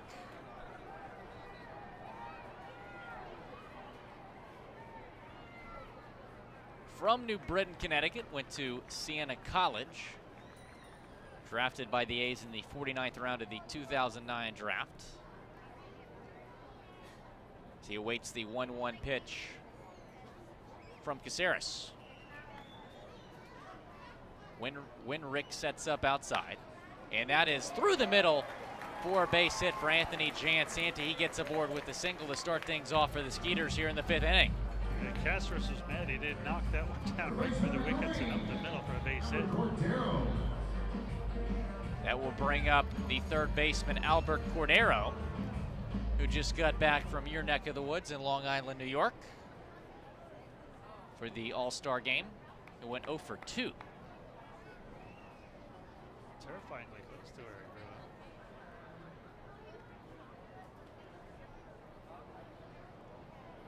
York will be hosting the All-Star game in 2019. That means Sugarland's on track to host in 2020? No, New Britain. Oh, really? It's slated right now possibly for the 2020 game. We hosted the 2014 Atlantic League All-Star game. Cordero on the season, a .277 mark, 7 homers, 32 RBIs, for the catcher slash third baseman, manning third tonight. Generally, you get the All-Star game in usually year 3 of your franchise, so you got to think in 2020. Jan Santi will swipe second base. Base number 13 for Anthony here on Friday. There we go, spooky. As I was saying, 2021 will probably be the newest member of the Atlantic Oh, League. we've High been, Point, the Rockers, just named today. been looking forward to talking about this. What are your thoughts on the High Point Rockers team name? As a guy who loves hard rock music, rock on. I love the name. So, now, granted, it's not about music. It's about there's a much like New Britain is, hardware city because of Black & Decker. They have a furniture industry there. So rockers, as in rocking chairs, like we have here below us in the Diamond Deck. That one is ripped to right field, drops in for a base hit. Jan Santi will put on the brakes at third base, but the Skeeters have runners on the corners here with nobody out. Cordero able to get a board with the single, so that stolen base pretty big because it puts Jan Santi at third base, just 90 feet away from the first run of this ball game. So you have a team named after a rocking chair. And look at the Atlantic League. So a town that invented the peppermint patty is in York, Pennsylvania, the York Peppermint Patty. Lancaster, really big Amish country. Hardware City, Black & Decker for New Britain. Southern Maryland, known for blue crabs, of course. Sugarland speaks for itself, the Imperial Sugarland Company. Now you have a team named after furniture. How about that? Well, they had multiple finalists. So the city voted, and then they narrowed down to 3 finalists. Ready for this? Go. The Dragon Claws. I don't see how that The ties into Splinters. Splinters, I see that, the furniture. And I also call it furniture, the but Rockers. I like the Rockers. What's your thought? They gotta have some kind So of rock-on type night. I wasn't crazy about the Rockers at first, but when I saw the 3 finals, I'm like, okay, that's by far the best choice out of the 3 finals. You know what? I just figured out what their mascot's gonna be, a big giant rock. That's a good idea. I find it hard to believe it's gonna be a rocking chair or a piece of That'd be furniture. tough and not intimidating. Rock climbing walls, rock night. There's so much. There's you a can lot, do a lot of with stuff you can do. Over 1,000 people showed up to the reveal last night, so good to see some new Atlantic League fans. We're getting in High Point, North Carolina. Some High Point fans, though, not crazy about the Rockers selection. What did they want? One tweeting, we had a choice to put High Point on the map, and we chose Rockers. Sigh. I say rock on, man. But considering the other 2 finalists, I really like Rockers now. But like their logo's a rocking chair. I mean, Hey, people weren't crazy about the name Skeeters, and that's worked out pretty well. I like the name. I never complained about it. 0-2 pitch on the way to Dennis Phipps with runners on the corners and a scoreless game. He looks at ball 1. Cordero is at first, Jan Santi at third. Sugarland, no runs on 6 hits. The Road Warriors just have 1 hit off Matt Sergei.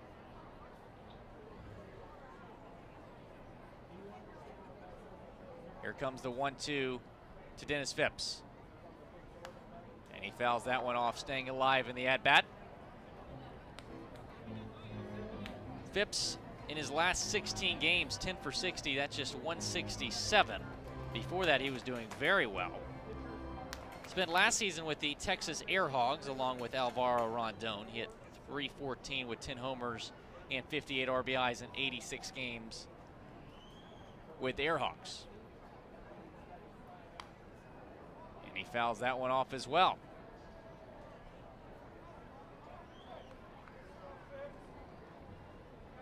One ball, 2 strike count to Dennis Phipps, the designated hitter. What are you reading over there about High Point, North Carolina?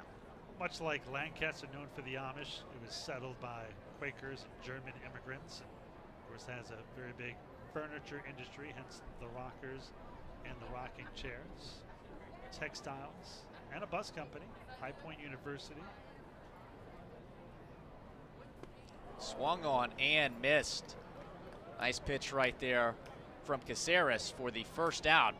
So unfortunately, Kind of a wasted at-bat for Sugarland. Had a chance to potentially get Jan Santi home off a sac fly, but Rondon can do that as he comes up as the 9-hole hitter here with 1 out. You know, if you grow up there, you can say, hey, best part of my life was growing up there in North Carolina. It was the high point of my life. Wow. Wow, that's all I got to say. I mean, living in Sugarland, growing up here was very sweet. Aha. Rondon lays down a bunt. Caceres trips, and Rondon gets to first base in time. The throw is wide. Rounding third is Jan Santi. Rounding second is Rondon. And Jan Santi scores. Rondon gets to third. What a sacrifice bunt. He is the king of bunting here in the Atlantic League. So he'll get a bunt, single, and an RBI, but it's going to be a two-base error on the overthrow that gets him to third. And Cordero will score also. He will not get credit for that RBI. Well, it's crazy because Caceres had a good chance to, make a play there, potentially throw home, but he tripped. And then as they try to make the play to first base, it's wide. It allows Jan Santi to score and Rondon to get to third base. I thought Rondon was going to get the Little League home run there. Yeah, it looked like it for a second. So Rondon at third base. Skeeters on top 2-0 now with Barrett Barnes stepping in, the leadoff hitter. And first pitch is swung on, hit to left field. That gets by the third baseman Gomez. Rondon will walk home. Barnes going to second on a stand-up double. So the Skeeters, just like that, up 3-0. That certainly happened in a hurry. Caceres really only has himself to blame. Not that he's pitched badly, but that one lead's huge. Well, it doesn't get any easier for Caceres as Matt Chavez, the Skeeters' leading hitter, will step in with 1 out. Barrett Barnes at second base. Sugarland with a 3-0 lead on the Road Warriors. Caceres was pitching pretty well before this inning, but that error at first base when they were trying to get Rondon may come back to haunt this Road Warrior team. First pitch swung on, hit to center field. Will it drop? It will not. Anthony Ray coming in to make the catch. Close play at second base. Barnes able to get back in time. So there's 2 down now. Great throw by Ray. Caught a low sinking line drive and fired it into second. Barnes with that great speed just got back in time. That will bring up the catcher Dino, Derek Norris. 0 for 2 with a strikeout and a pop out. A chance to extend this Skeeter lead with Barnes standing at second base. That's a walk-up slide right there down with a little Metallica. There we go. That 80s? 90s. Okay. Close enough. Not at all. It's an entire decade off. I mean, 89 and 90, that's just 1 year off. Probably close to mid-90s. Okay.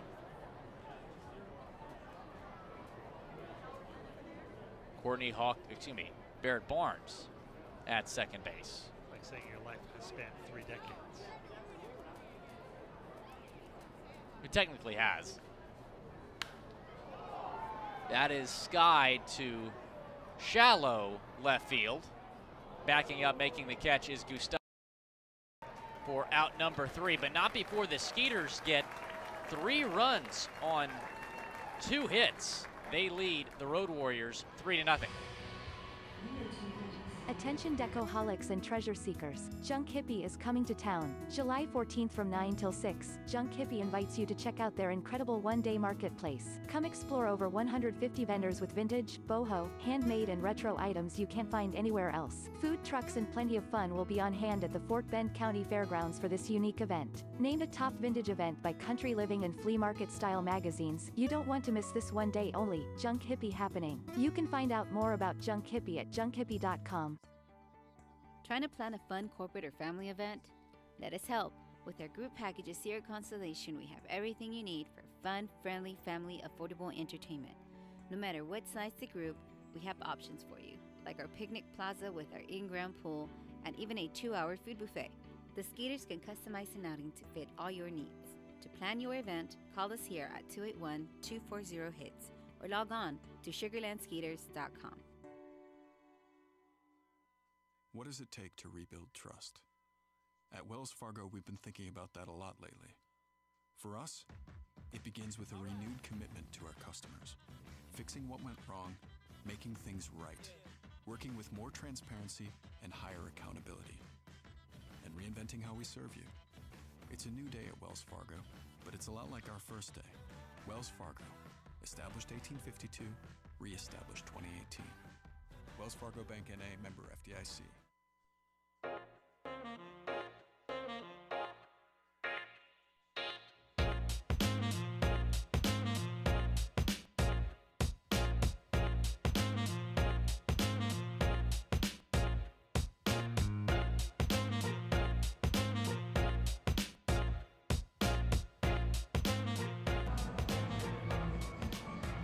Well, Matt Sergei now has a lead to work with here in the 6th inning. Sugarland up 3-0, scoring all 3 of those runs in the past inning. A couple of those coming off of an error by the Road Warriors. Only one of those 3 runs earned. You know, Caceres was let down by his fielders. You could say, oh, well, kind of unfair, but he was the guy who was fielding the ball, so it's unfair. Yeah, he kind of tripped as he tried to make a play on Rondone's bunt and led to really a disastrous at-bat. In steps Isaac Winrick, the catcher for the Road Warriors. He singled his first time up. His first at-bat since the 3rd inning. Let's see where Norris sets up here. A little bit outside. Looked like a good pitch there, but it'll be a called ball. Winrick on the season, batting .211, 1 homer, 7 RBIs. And that pitch paints the inside corner for a strike.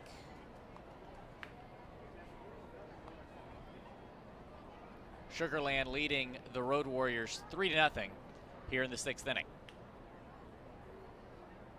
Swung on and missed. Nice curveball right there from Sergei. Makes it a 1-2 count to Winrich. Sergei, who retired the first 7 before Winrick got a hit, has now retired the last 8. Just allowed 1 hit in this game, and that was to Winrick. Just misses outside. Nice fastball right there from Sergei, but even a better job from Winrick to lay off of that one. 2-2 count to the Road Warriors catcher.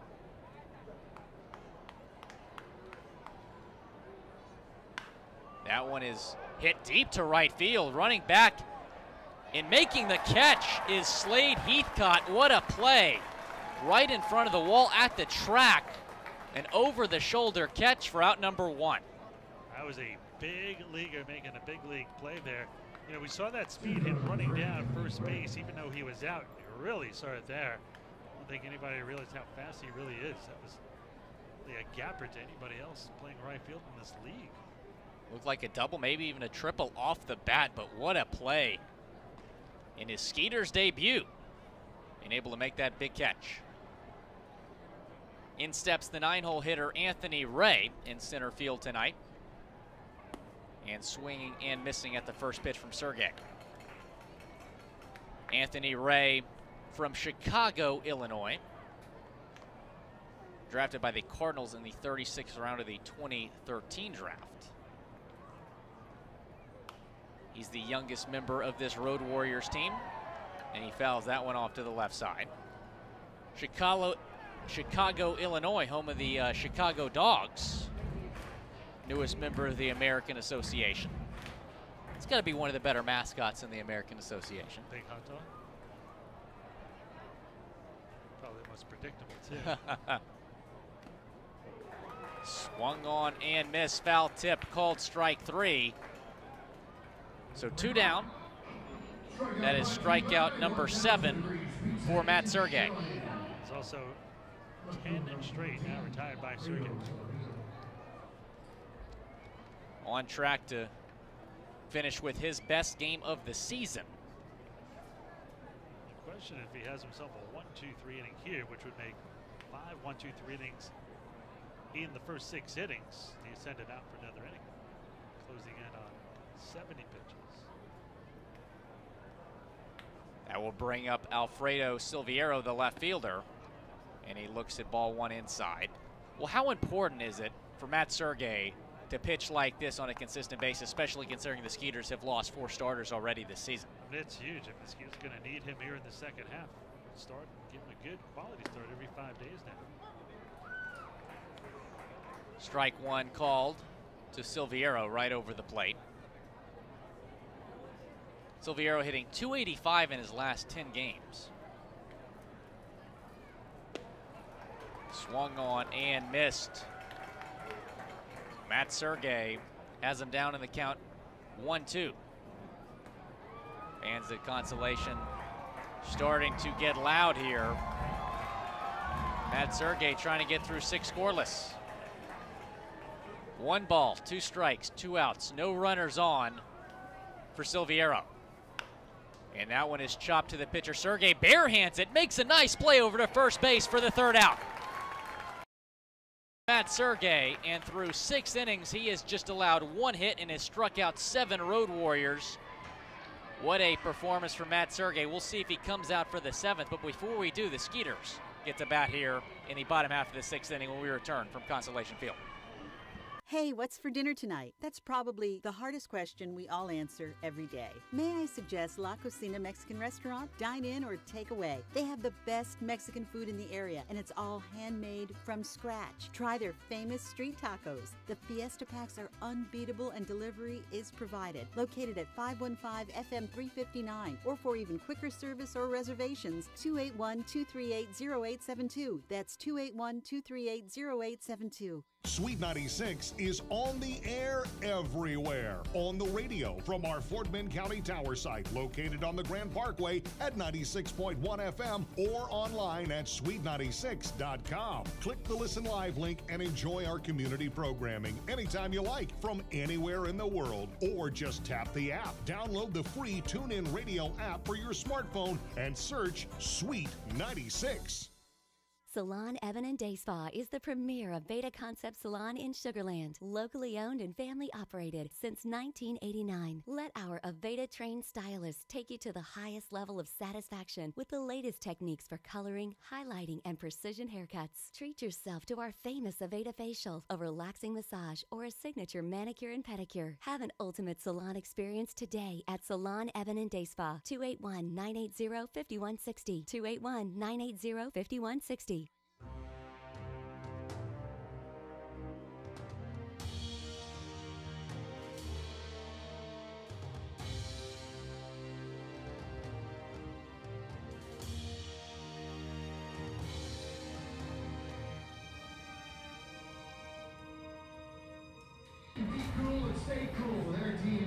I'll do pitcher on the hill for the Road Warriors. It is left-hander Christian Fletcher, 23-year-old. Number 21 is 6'2", 150 pounds from Puerto Rico. Played for Alpine in the Pecos League last year. So far this season, this is his 31st appearance already. He's 2-3 with a .333 ERA. He does have 1 save. 29 in 2/3. He has struck out 14, but he has walked 24. That is a terrible strikeout to ball walk ratio. In the other direction, he's allowed 26 hits. He is 3 straight scoreless appearances. Last time out in a 2-0 loss to Somerset on July 7th.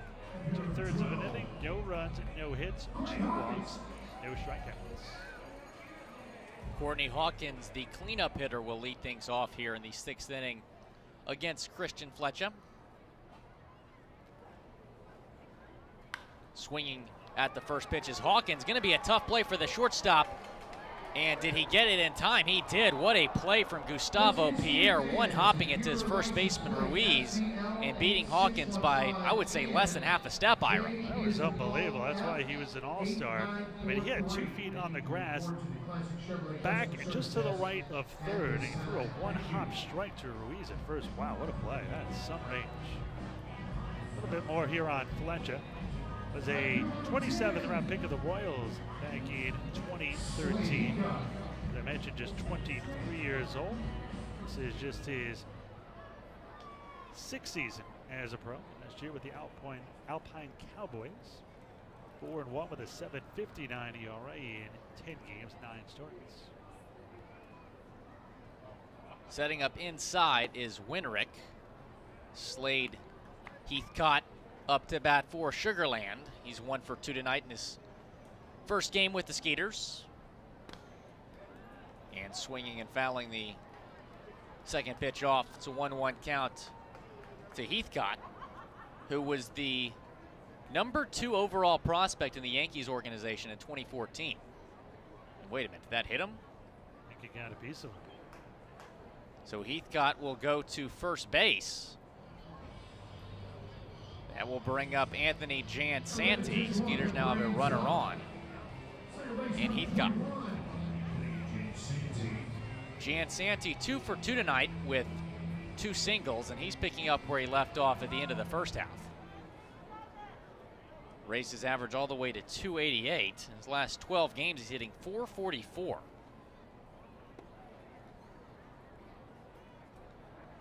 they intentionally walked Heathcott. There we Kind of go. a bizarre intentional walk. Yeah, very 1 odd out. timing. Throw over to first, going to be close. Head first slide back into first. Heathcott is safe.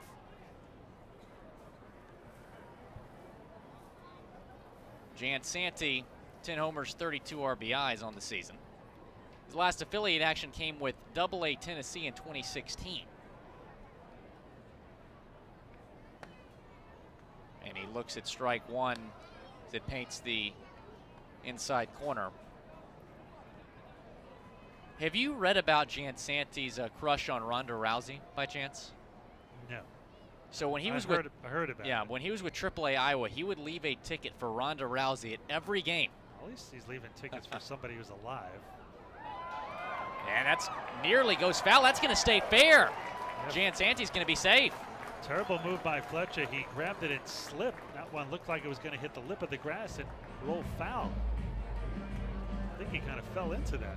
Yeah, Fletcher was waiting for that to go foul, and I think you're right. I think he tripped and landed on the ball, and as the ball was still in fair territory, so Jansanti at first base.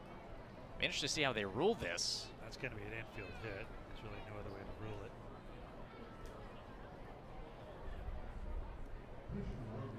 it. Winrick goes out to talk to Fletcher.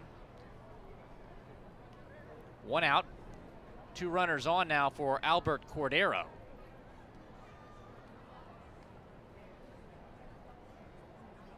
And Skeeters have a chance to extend this 3-0 lead. Skeeters 3 runs on 9 hits. Matt Sergei has held the Road Warriors scoreless with just 1 hit. Fletcher taking his time right here against Cordero, has a slightly open stance on the right side. And he fouls that one off. Cordero spent 8 seasons with the Mets organization. Last affiliate action came in 2015 with AA Binghamton. Then the Binghamton Nets. Then the Binghamton Mets, not the Rumble Ponies. They changed their name in 2016. You like that? You're a fan of that? The Binghamton Rumble Ponies? Not particularly. I have a Binghamton Rumble Ponies cap. What is a Rumble Pony? Just some kind of pony? That one is ripped into left field. That's going to get down for a base hit.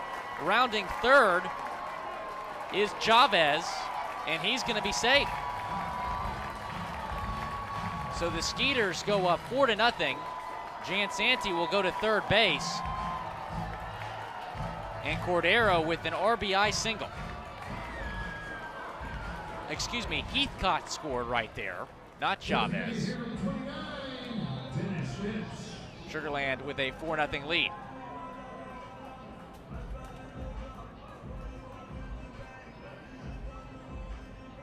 That will bring up Dennis Phipps. Runners on the corners, only 1 out.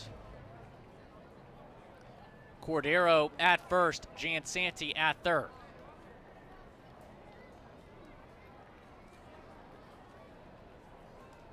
Second hit of the night for Cordero. He's 2 for 3, and Jansanti, who's at third base, is 3 for 3. back to your question. A rumble pony is just some kind of pony I'm taking? So the carousel actually was invented at Binghamton, New York. Oh, I did not know that. And as that one's fouled down the left side, they call it rumble because there's a train track that runs right across the stadium, right behind the stadium. So, rumble because the train, and then ponies because the carousel connection. It's a stretch, but I'm a fan. Well, let me ask you, do you prefer, say there was, say there were the Corpus Christi Astros, do you prefer the name of the major league team or something localized and a unique name? Definitely a unique name for sure. Just in case the affiliate had changed and then you're not, the Corpus Christi Mets and the Corpus Christi Astros and the, you know what I'm saying? Well, in Syracuse, they're actually being bought by the Mets, the Syracuse Chiefs, so they're not going to be the Nationals affiliate anymore. And they're saying they're going to name them the Syracuse Mets, and a lot of people aren't happy about that. They want a unique name. That one is fouled off to the right side. Still a 1-2 count on Dennis Phipps. Yeah, I think if you've done it and you keep changing affiliates and you keep changing with the name, but if you go to a kind of more of a unique name, I don't think you can go back. Yeah. Because you've already entrenched that. Like as the rumble ponies are not going to change. Exactly. Neither are the hooks. Dennis Phipps again fouling it off. Another long at bat here from Dennis. I mean, it wouldn't even sound right anymore if you went back to say the Red Sox took them over into the Corpus Christi Red Sox. All of a sudden have to be in the hooks for all those Terrible. years. Not good. You can go forward, but you can't move back. Unlike soccer. Been watching the World Cup? I am. I'm actually gotten into it. I was really very sad that England lost it. I was sad too. I was kind of rooting for England. London, England and France for a World Cup final, that would have been something else. That would have been like Yankees, Red Sox. Croatia has kind of been the Cinderella story of this World Cup. I thought it was going to be Iceland. That is popped up. Shallow right field. Coming in to make the catch is the right fielder Fernandez. And Jansanti's going to hold at third base. A little bit too shallow for Jansanti to... Took off charging towards the plate, but then stopped quickly. Phipps now 0 for 3 with Rondon coming up, who is 2 for 2 with a pair of singles and an RBI. The last single was a bunt single. Built that 3-run inning for the Skeeters. Rondon on the season, 24 RBIs now after his RBI sac bunt in the 5th inning. Wenrick, the catcher, standing in front of home plate, flashing a few signs. How gutsy would it be with 2 outs and a runner at third? Rondon to bunts again. He is a good bunter. Suicide squeeze with 2 outs. Skeeters up 4-0. First pitch swung on, hit to the shortstop. Pierre makes a throw to first base and beat Rondon. Very close play. And Pierre showing again why he was an all-star. But the Skeeters able to get another run on the board in the 6th inning. Heading to the 7th, Sugar Land leads 4-0.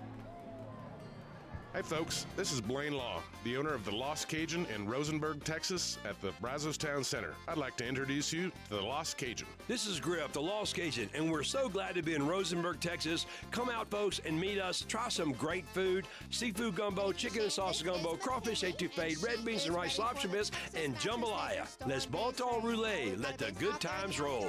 Oh, they got that food to go in there. Cater that gator too. 281-762-0512. The National Baseball Hall of Fame and Museum in Cooperstown. Relive baseball's greatest moments, connect with the national pastime, and honor the all-time greats of the game. Plan your family visit today at baseballhall.org. All the way back to me. Hi, I'm Ira Levin, voice of the Sugar Land Skeeters. Join me every Friday night to hear Skeeters Baseball live on Sweet 96, Sugar Land's only radio station. Listen each Friday night when the Skeeters are both at home and on the road on 96.1 FM for the Friday night game of the week. Follow the drive for the 2018 Atlantic League Championship as the Skeeters and Sweet 96 team up for the first time. Sugar Land, it doesn't get any sweeter!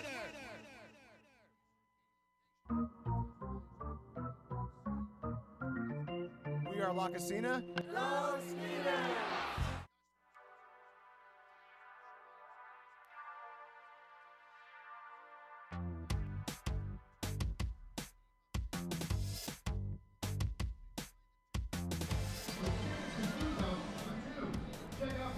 Matt Sergei is on the hill to pitch the 7th inning, and let's throw it back to the voice of the Sugarland Skeeters, Ira Liebman. Well, thank you very much, Will. Thank you very much for joining us here on Sweet 96, Sugarland's only radio station. Skeeters have a 4-0 lead as we move to the top half of the 7th inning. Here in the top half of the 7th against Sergei, who's been almost perfect. He has allowed just one hit, the only base runner of the game, by the way. He has struck out 7 batters. And he has had 5 3-up, 3-down innings in the first 6, including retiring the last 11 straight. Left-handed hitting second baseman Melvin Rodriguez steps in. First pitch here by Matt. This one a strike on the inside corner to the left-handed hitter. No balls and 1 strike to count. Rodriguez is 0 for 2. He is struck out and lined out sharply to right. They set up outside, and this one missed the target by a lot, low and in. 2 balls and a strike here. Melvin Rodriguez, 239, 4 home runs, 15 RBIs. No action in the Skeeters' pen. Do you watch Sergei carefully here? You know, I think so. You don't want the Road Warriors to have a chance to get back in this game. The 1-1 swung and a miss. Quick pitch by Sergei. But he's pitching well. Yes, he is. 1-2 now the count on Rodriguez. No reason to consider taking him out right now or anytime soon. For all intents and purposes, he's going to face 3 lefties. Rodriguez, the lefty, the switch hitting Gomez, who will bat from the left side, and left-handed hitting Jose Julio Ruiz.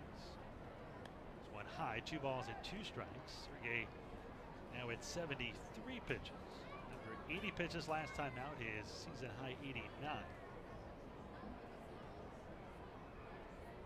Noah sets up inside on the left-hand hitter. Swung and miss. Well, that one was a bit low and away, but he got the result. 8 strikeouts, and now a dozen straight retired by Sergei.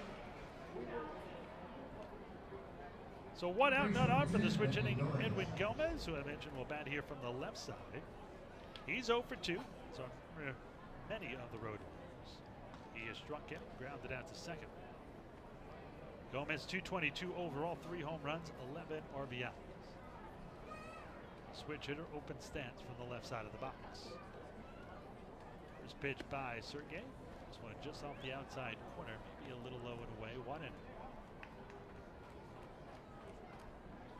Sergei still working quickly, a good sign. As he closes on 80 pitches. The 1-0. This one a little bit high and outside, 2 balls and no strikes. And I do not recall a 3-0 count once so far tonight by Sergei.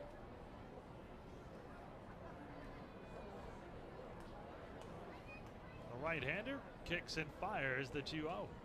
Swung and missed. Fastballs. There's plenty of life for Matt. 2 balls and 1 strike to count. 1 out, none on. Skeeters leading by 4. 4-0 here in the top half of the 7th inning. Sits low and in, and the 2-1. Swung and missed.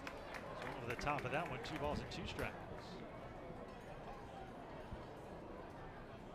Sergei looking for his 9th strikeout.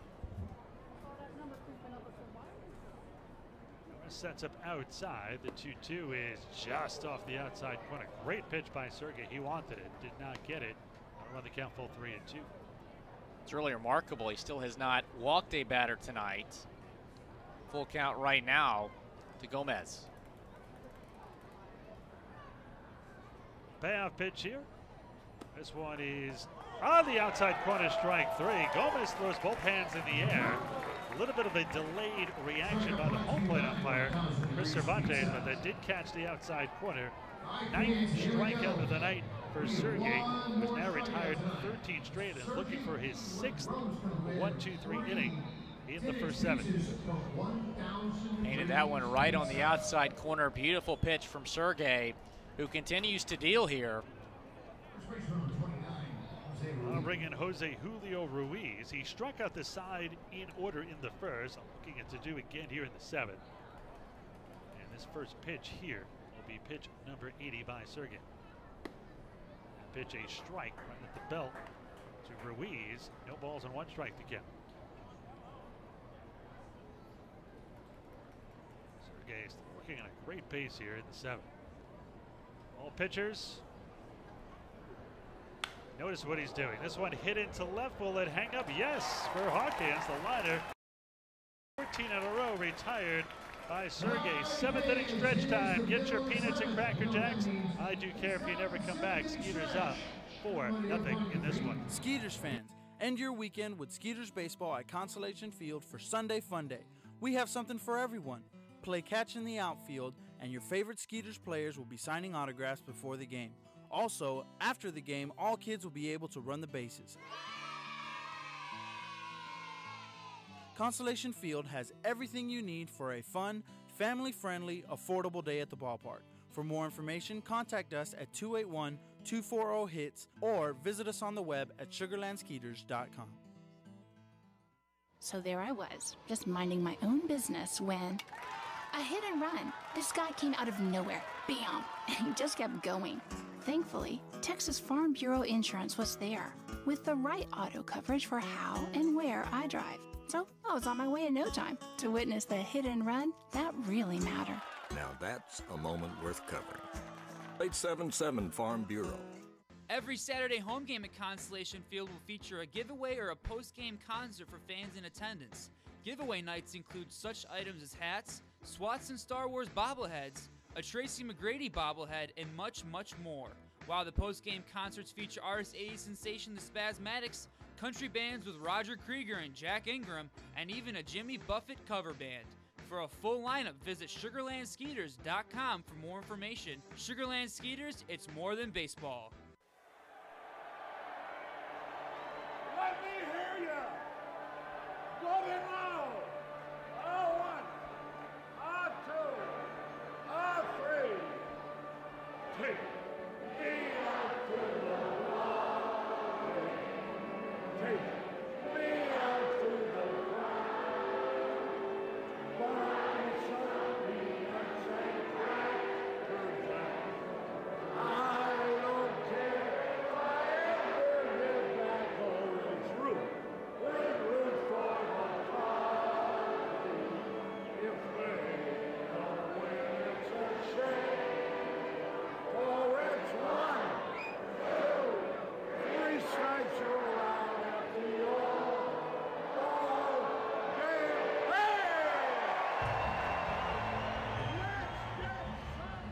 On the hill now for the Road Warriors in the 7th inning is San Antonio native William Gabay, the 6-foot, 180-pound righty from San Antonio.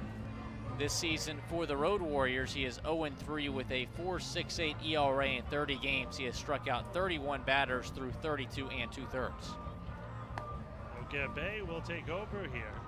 Skeeters have a 4-0 lead here as we move to the bottom half of the 7th inning. Going to be the top of the order: Barrett Barnes, Matt Chavez, and Derek Norris. Skeeters look to be in great shape. They've got 7 shutout innings from Sergei. I gotta think his night is most likely done as action begins in the Skeeters bullpen. That is over big leaguer Southpaw Dan Runsler to warm up.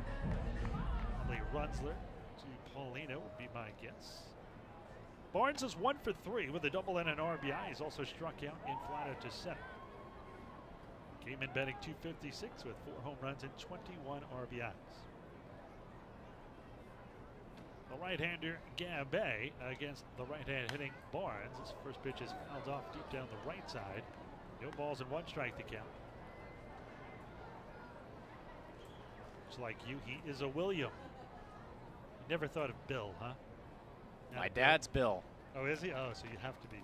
My grandpa is Scotty. Or was Scotty, I should say. He was William Scotty? Or Scotty? He just went by Scotty. Was he a William? We're all William Scott, so I'm technically William Scott III. But he went by Scotty. WS3. There we nice. go. 1 ball and 1 strike here to Barnes.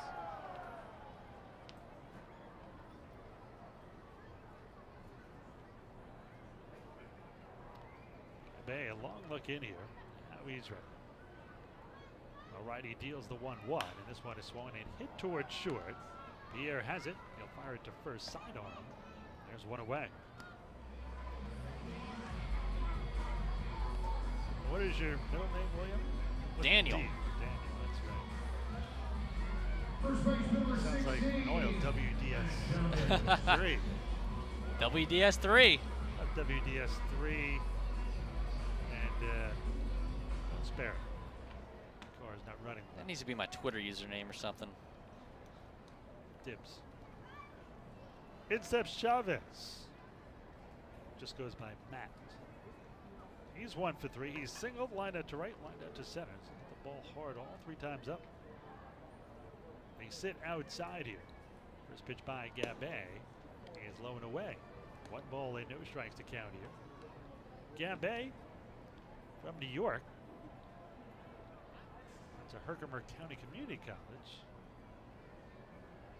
For a 15th round pick of the Rays in 2012. Isn't that where all New Yorkers eventually end up? Interesting. In Florida? He was born in San Antonio. Went to high school in New York. Texas to New York. Gotta appreciate that. I think he grew up in Texas, but he was born in New York. It says here his birthplace was New York. Really? Yeah. Baseball Reference says he's born in San Antonio. Got to figure that out. Page. The 1-1. This one is a strike at the knees, 1 and 2. His second season and final season at Herkimer County Community College, 6-1 with a 2.62 ERA. 4 saves. Pretty good season. Got him drafted. That time in the Rays and the Yankees organization. The 1-2.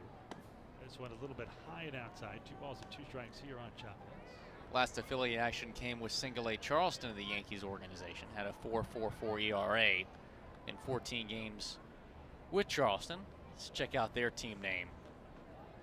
The River Dogs. River Dogs, huh? They've been the River Dogs for a while. The 2-2. This one is hit towards second. Got an interesting story for you, too. Rodriguez has it. The second baseman will throw at Chavez 4-3. Since you're doing color, you'll appreciate they had a blind color game. Really? For several years. 2 outs, not on here for Derek Norris. Norris 0 for 3. He is struck out, popped out to second, popped out to short last time up. Skeeters leading 4-0 here in the bottom half of the 7th inning.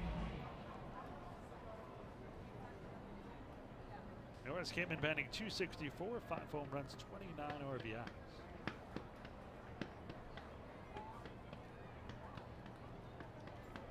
First pitch here from the right-hander, Gabay. Now down the right side, no balls and 1 strike here on Norris. That's another Raising Cane's in Sugarland. Gabay, career-wise, 5 seasons, 8-6 with the 4.49 ERA. And 1 career save. Also played for one of your favorites, the Bowling Green Hot Rods. Oh yeah, gotta love the Hot Rods. Car of some sort? Should be. Tough mascot to be a car. Leo 1. Do what you do best. This one is high and outside, 1-1. Find out that mascot. I'm on it. 1 ball, 1 strike, 2 outs, none on. Bottom of the 7th. Skeeters are leading 4-0. They have 4 runs. Now on 11 hits. No runs on just 1 for the Road Warriors. He's a bear. Oh, come on. You can do better than that. How do you get a car into a bear? I can't bear it. That doesn't make any sense. I don't like it. Not 1 bit. This is irreparable.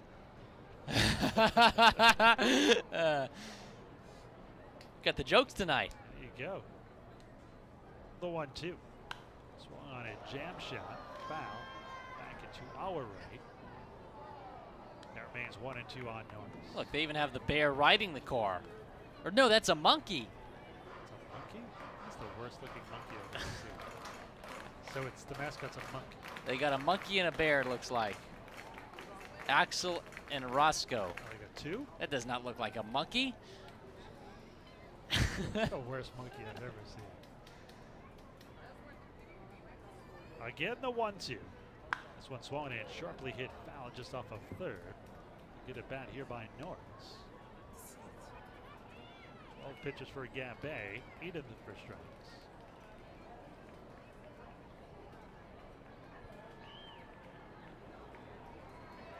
Sixth pitch coming here to Derek. Skeeters leading 4-0 here in the bottom half of the 7th inning. Gabay gets the sign here from Wenrick. He's going to set up inside. And the 1-2. Swan a tap past him to the left side of the mound. Pierre has it in short. He'll throw out Norris. And nice job by Gabay as the Skeeters go 1. We are through 7 innings of play. Skeeters still in front. 4-0 here of the road work. Want to watch a Skeeters game in style? We have just what you need. Our game day suites are ideal for entertaining clients, rewarding employees, networking, and even celebrating personal milestones. Let us make it easy for you. Suite rentals come with food and soft drinks, parking privileges, and even access to our Insperity Club.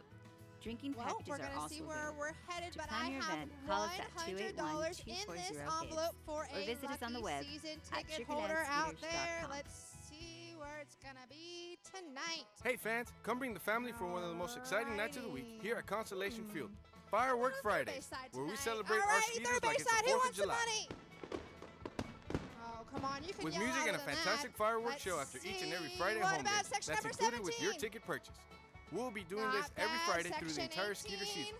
So start off your weekend with a bang. I love For the more information, enthusiasm, but I'm still contact us heading at this way. What about section number 19? 280-HITS or visit us on the web at sugarlandskeeters.com. Sorry guys, I'm going over one more to section number 20 today. Hey Skeeters I fans, love if you're a it. senior, Section 55 or 20. over, we have a great deal for you. Join our Silver Skeeters Club presented by Advanced Hearing Center. Silver Skeeters Club members receive admission to 9 Skeeters home games, free drink coupons on game days, exclusive VIP events, and much more. If you're a Skeeters fan aged 55 or over, don't miss out on this great opportunity. For more information, go online to sugarlandskeeters.com.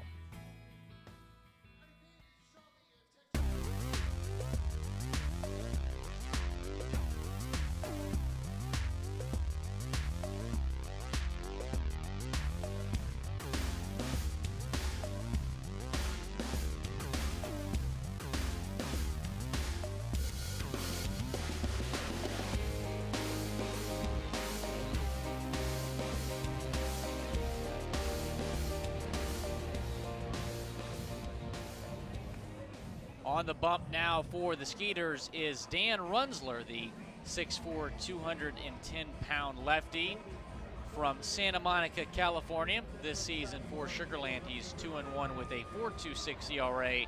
In 29 games, he has struck out 30 through 25 and a third. Give me the final numbers on Sergei. What a game he pitched. 83 pitches, 59 for strikes. Sergei goes 7 shutout innings, allowing just 1 hit.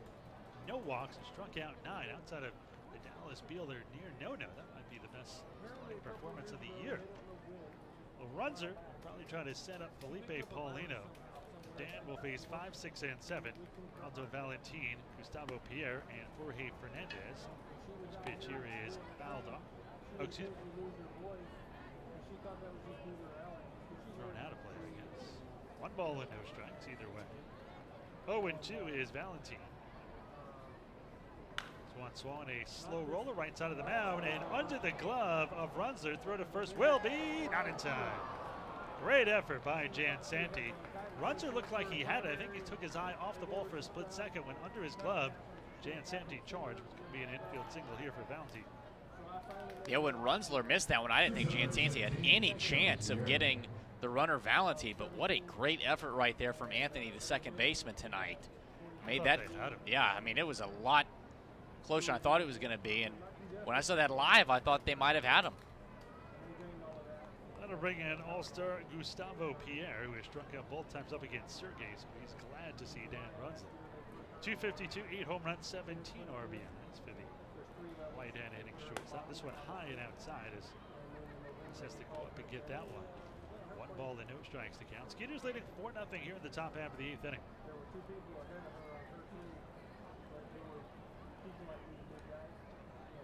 The lefty looks at the runner and first Valentin, but kicks and fires home. And this one low and in, shuffles the feet of Pierre. Well, Runzler, an impressive pitcher on the mound. Really, his stuff is, as they say, filthy. Fastball Fastball 92 to 95. Bring changeup and a curveball. The 2-0. Swan foul deep down the right side. 2-1 to count.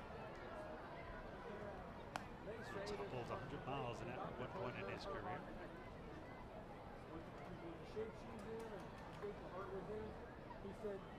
Time the big leagues with the Giants, and last year got back to the bigs with the Pirates. A sixth member of former Skeeters who made it to the big leagues. This one swung and a miss, 2 balls and 2 strikes. Hunter Cervenka was just signed again this year. Tim Stoffer, Jason Lane, former Astro, Scott Kazmir, the local pride, Ryan Langerhans, and Runza. Left-hander looks in first. I think the team will be going here down 4-0. This one is sliced down the right side, hooking, foul to the right field corner. 2 balls and 2 strikes to count. Pierre has struck out 14 times in his last 11 games. Runzler trying to get him again here.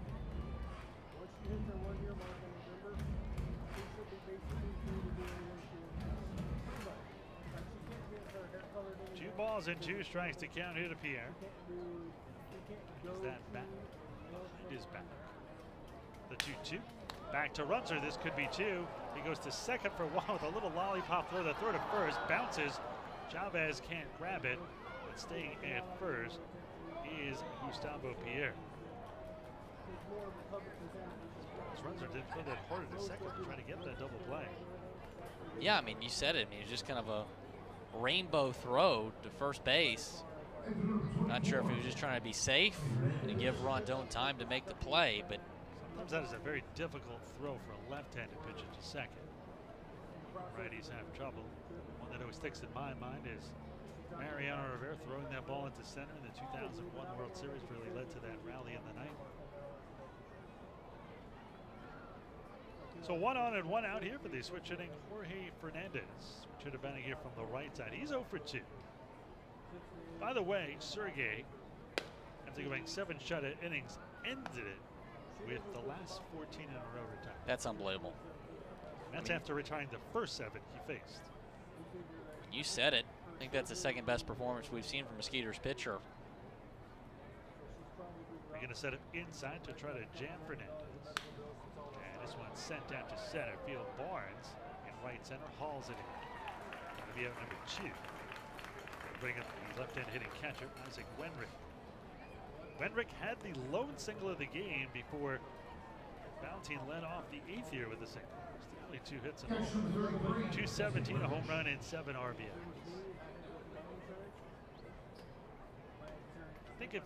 I think I would rather throw a 2-hitter than a 1-hitter because you're going to second guess yourself forever. Although if I had thrown him an outside pitch or an inside pitch, you just think about that one guy who got a hit over and over and over again.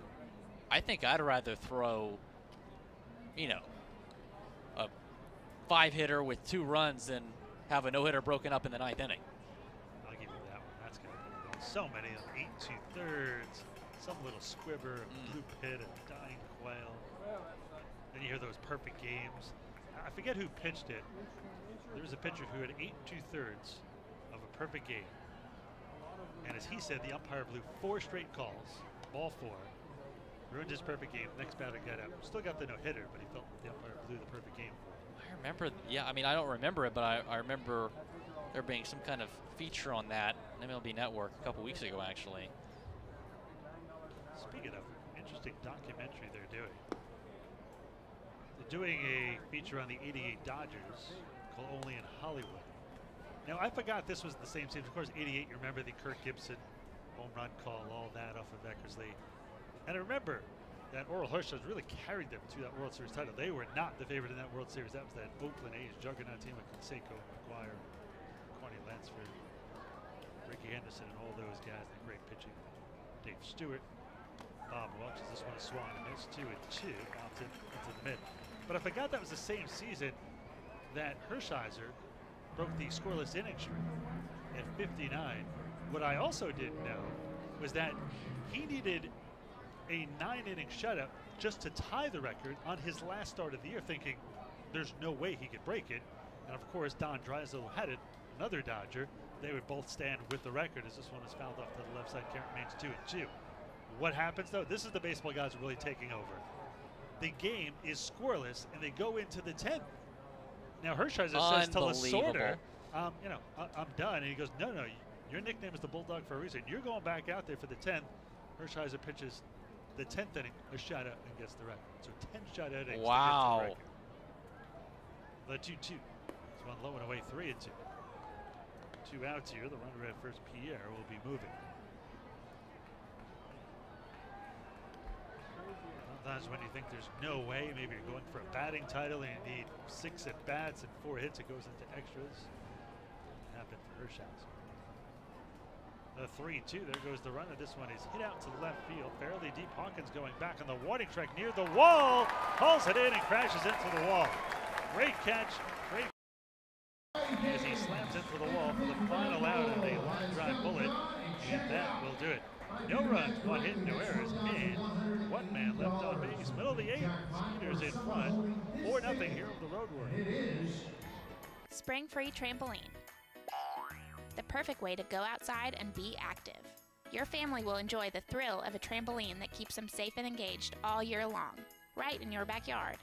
Visit us in Katy or online at www.springfreetrampoline.com. Smart in safety, smart in quality, smart in innovation. Spring Free Trampoline. Hey, what's for dinner tonight? That's probably the hardest question we all answer every day. May I suggest La Cocina Mexican Restaurant? Dine in or take away. They have the best Mexican food in the area, and it's all handmade from scratch. Try their famous street tacos. The Fiesta Packs are unbeatable, and delivery is provided. Located at 515 FM 359, or for even quicker service or reservations, 281-238-0872. That's 281-238-0872. Hi, I'm Ira Lehman, voice of the Sugarland Skeeters. Join me every Friday night to hear Skeeters Baseball live on Sweet 96, Sugarland's only radio station. Listen each Friday night when the Skeeters are both at home and on the road on 96.1 FM for the Friday night game of the week. Follow the drive for the 2018 Atlantic League Championship as the Skeeters and Sweet 96 team up for the first time. Sugarland, it doesn't get any sweeter.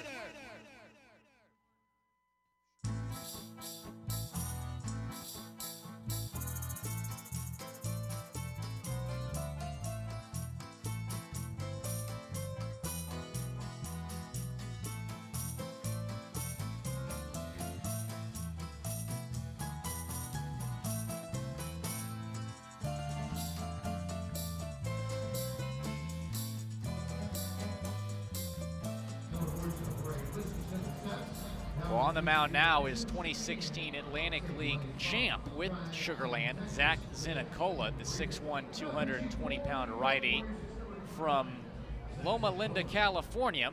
This season for the Road Warriors, he is 0-1 with a 2.93 ERA in 14 games. He has struck out 16 through 15 and a third. The former Skeeter will take over here. Certainly a big part, especially in the playoffs in 2016. Skeeters won their first championship here in the Atlantic League. He was a former 43rd round originally. It was in 2003 by the Braves. Then he was drafted again in the 6th round by the Nationals in 2006 to Arizona State. Former Sun Devil was a second-team college freshman in 2003. He came out of retirement when he pitched for the Skeeters. He hadn't pitched since 2013 for the Bowie Bay Sox, and he joined the Skeeters in 2016. Went 2-5 with a 2.93 ERA in 60 appearances, had 3 saves. Now, I told Zach that he needed the Fu Manchu to come back to this ballpark, and he's now sporting goatee. Close enough. So he looked pretty intense with that Fu Manchu. Reminded me of Goose Gossage. Gotta tell him tomorrow, not liking the goatee. It's ruining his image. This one is hit to the shortstop. A humpback line drive. Here hauls in, and there's out number 1 as Hawkins lines out to short. Slade Heathcock in his Skeeters debut, an infield single, grounded at the second, walked and scored as part of that run. Excuse me, as part of the run the Skeeters got in the 6th. He'd be a rock star with a name like Slade. An 80s hairband. Here we go. This one is a little bit off the outside corner. Wow, that didn't miss by much. Could literally be the name of an 80s hairband. Slade. That is pretty bad. I like that. 1 ball and no strikes to count.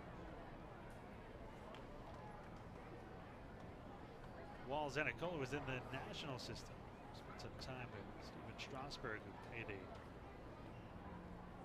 rehab assignment. Said the place was sold out. Spent time with the Skeeters in both 2016 and 2017.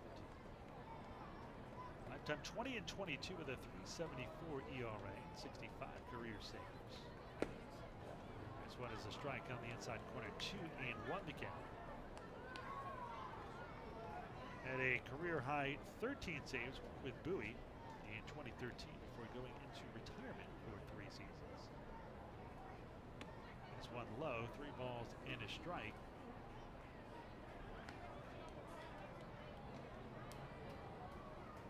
Zanicola, 33 years old. Can't say Loma Linda, California, too many times, I think. The 3-1 swung and missed. As Heathcott chased a high fastball on the count full 3-2.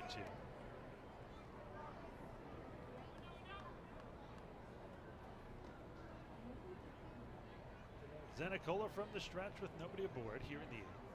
Skeeters leading 4-0. Payoff pitch swung and missed. It was a fastball past Heathcott. There's 2 down.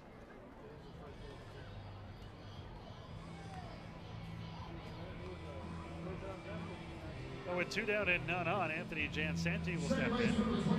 Here's a fun fact for you, Julio, since you're learning Spanish. Loma Linda means beautiful hill. Very cool. I'll tell my Spanish professor that on Monday. Maybe he'll give me extra points. Then again, maybe not. Incepts Jansanti, who's a perfect 3 for 3. This one is fouled down the right side. No balls and 1 strike. Anthony, 3 singles. He has stolen base and scored a run. 288, 10 home runs, tied for 4th in the league. 32 RBI. With a 4-0 lead. Skeeters have 6 shutouts on the season. For their 7. In action, the Skeeters pin. The deuce, it is, well, it's not Paulino. It is actually Austin Adams. Surprising. Paulino did not pitch in any of the 3 games in Long Island, being that there was no safe situation. They lost all 3. He did throw in the All-Star game, though, 2 nights ago. That's true. The 1-1. This one swung and missed. 1-2 the count. Loma Linda. Is it Loma Linda or Loma Linda? Loma Linda. Loma Linda. Disgrace your Spanish teacher. 1 ball, 2 strikes, 2 outs, none on. It is 4-0 game. This one is in the dirt. Goes through the wickets of the catcher Wentworth. Just behind him, nobody on. 2 balls and 2 strikes with 2 down.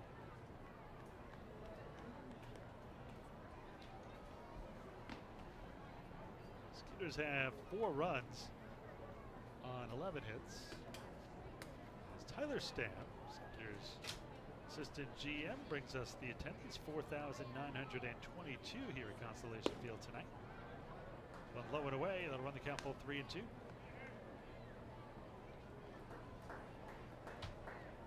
Zech spells his name Z-E-C-H. Often gets called Zach. There's no such name. Payoff pitch here by Zanicola. This one in the dirt, ball 4. That's the first non-intentional walk of the night by Road Warriors pitching. They pitched well. Ellie Rodriguez, the manager of these Road Warriors, in the pregame show, and he said that was the one thing he felt his pitching was getting better. Despite being down 4-0, they have been 12. Well, they haven't been able to get anything going against the Skeeters pitching. Matt Sergei, 7 scoreless, 9 strikeouts, and then Dan Runzler with the scoreless 8th inning. The Road Warriors have not gotten a man to second base all night. Just 2 hits. In steps Cordero, the switch hitter batting from the left side against the right-hander Zenicola. This one a strike on the outside corner. No balls and 1 strike to count. Over a few finals here in the Atlantic League. The Revolution, who didn't have a great first half, getting off to a good start here in the second half. They're now 3-1 after pummeling the Ducks into submission, 16-1. Yikes! So the Maryland beats the Bees 8-6. And the Barnstormers trailing the Patriots 2-1 in the top of the 9th. Here the Skeeters are leading 4-0 here in the bottom of the 8th. Ball in 1 strike to count here on Cordero.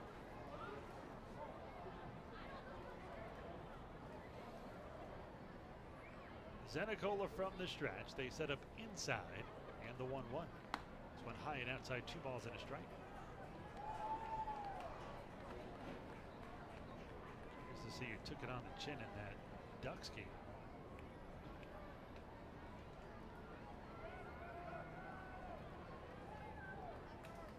Lee Sosa started the game and hit pretty hard. 4 1/3, 7 runs, 5 earned.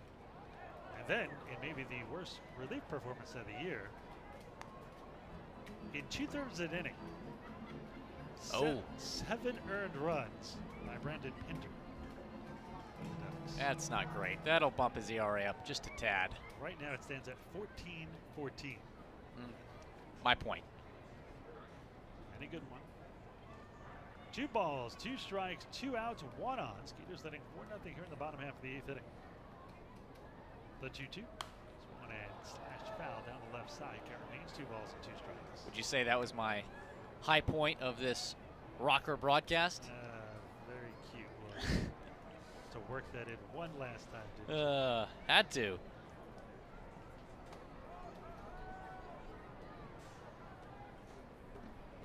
I'm sure there's a matching city somewhere called Lope. The 2-2 here by Zenicola. He will chase back Jan Santi at first.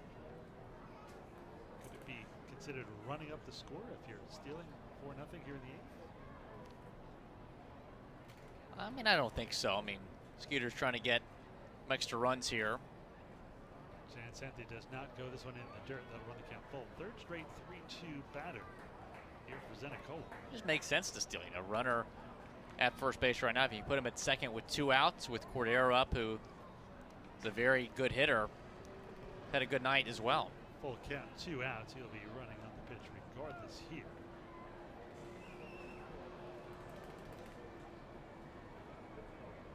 Zenicola features a fastball, slider, sinker, and a very good splitter.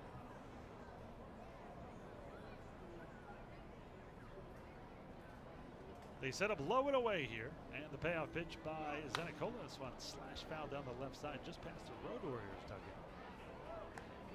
Carabines full 3-2. Cordero kind of smacked the bat over his knee a little, see if it had cracked. It's still testing it, banging the handle on the ground. I don't know why I don't bang it on the plate. You'll know in a minute. Not sure if it's cracked or not. That'd aggravate you. Check if it's cracked, you think it's good, and then the next pitch splinters and you roll one back to the pitcher.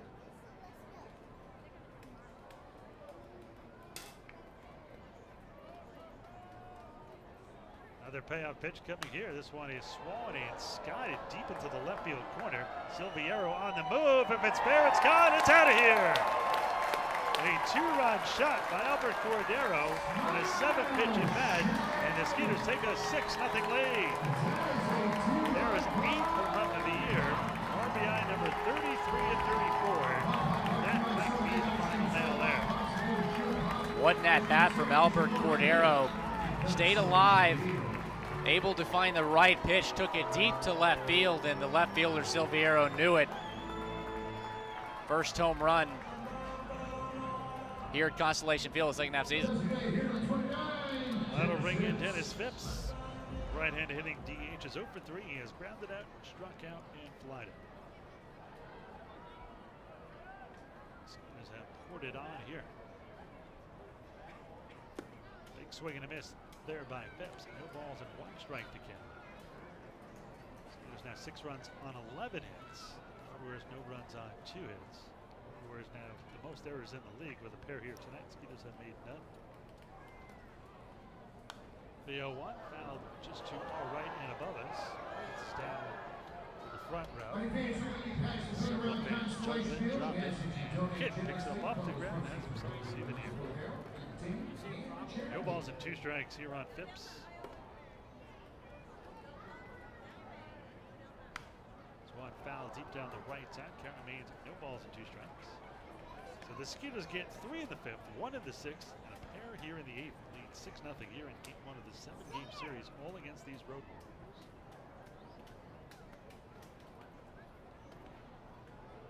Passing the boot around. This one is popped up. In front of second base, it is the shortstop, Pierre, who brings it down. Skeeters get 2 runs on the 8th home run of the year by Albert Cordero, and 8. Skeeters lead 6-0. Trying to close it out.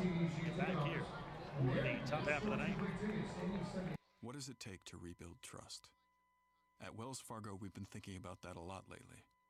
For us, it begins with a renewed commitment to our customers, fixing what went wrong, making things right, working with more transparency and higher accountability, and reinventing how we serve you.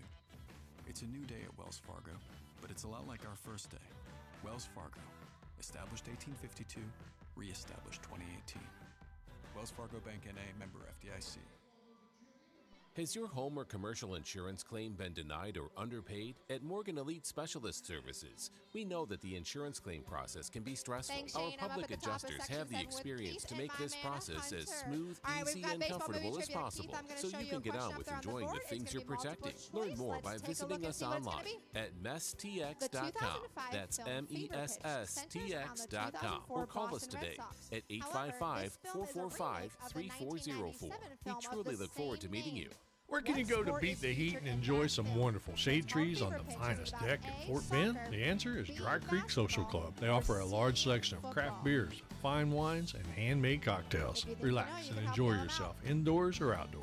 They also have a large dance floor and feature live music and a great atmosphere. Conveniently located nearby at 3333 FM 359 between the Swinging Door and Pecan Grove.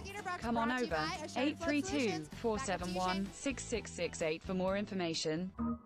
Hi, I'm Kim Holstead with Coldwell Banker United Realtors in Sugar Land. Go Skeeters!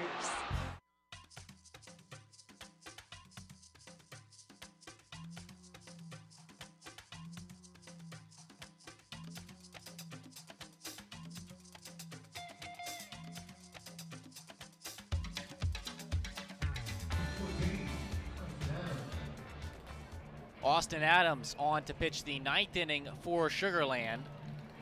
5'11", 200-pound righty from Montgomery, Alabama. This season for Sugar Land, he's 1-0 with a 3.14 ERA in 15 games. He has struck out 17 through 14 and a third. That home run was the Texas Farm Bureau Insurance runs of the game. Remember, Texas Farm Bureau members get free tickets to Skeeter games on Sunday. And just show proof of your current membership at the Skeeters TD ECU ticket office, and you can get 2 free tickets to any Sunday home game. Visit your local agent to become a member today. Adams will try to close it out. Skeeters up 6-0 here in the ninth. Thank you very much for listening here on Sweet 96 this evening. This one is swung and a miss. No balls and 1 strike to count. It'll be 9-1 and 2 here. Anthony Ray, and then back to the top of the order with Alfredo Silviero and Melvin Rodriguez. Adams has been spectacular for the Skeeters this season. The 1-0. Big swing and a miss. Couldn't catch up with the blazing fastball by Adams. No balls and 2 strikes to count. Adams has a fastball 89 to 92. A slider and a changeup. Adams, another guy who threw 100 miles an hour in his prime. Adjusted very well. Got great movement on his fastball. Mentioned the slider and the changeup. 1 ball and 2 strikes here on Ray. Ray just 178, no home runs and 9 RBIs for the left-hand hitting center fielder.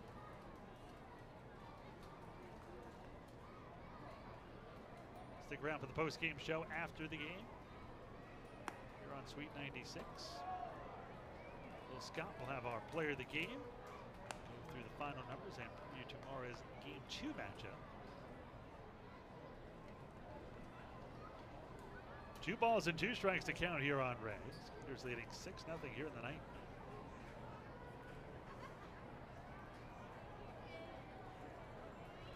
The 2-2 by the right-hander. This one a jam shot off the fists, foul to the left of home plate, right near the on-deck hitter, Alfredo Silviera.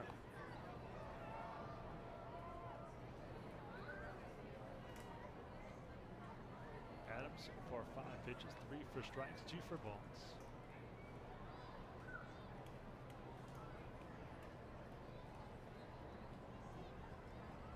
This one swung and a missed, strike 3. Blows the fastball by him. That's the 10th strike of the night for Skeeters pitching. 9 by Sergei. 1 by Adams. Runzer did not have one. Adams, the 3rd pitcher of the night. Well, time for a little baseball 101. Stay in baseball history, brought to you by Texas State Technical College in Fort Bend County. Make your own history by earning your associate's degree at TSTC. Visit tstc.edu to learn more. On this day, July 13th, 1956 at Wrigley Field, Ernie Banks plays in his 394th consecutive contest to tie Al Simmons' mark for straight games played after breaking in as a rookie.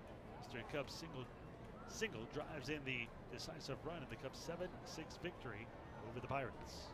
Let's look at this day in baseball history, brought to you by Texas State Technical College. 0-2 the count here on Alfredo Silviera, who's 0 for 3. He has struck out, flied out, and grounded out. Skeeters leading 6-0 in this one. Adams from the stretch with nobody on. They set up away.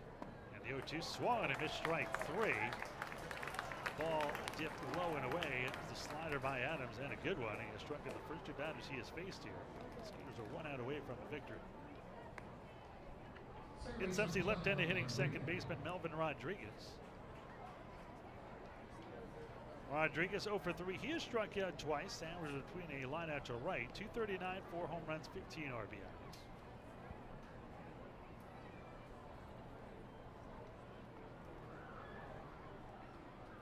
First pitch by Adams. This one is slash foul into the crowd just above the Road Warriors dugout on the left side.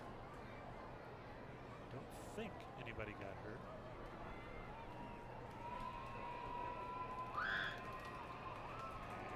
Some young man comes up with the ball. Nicely done.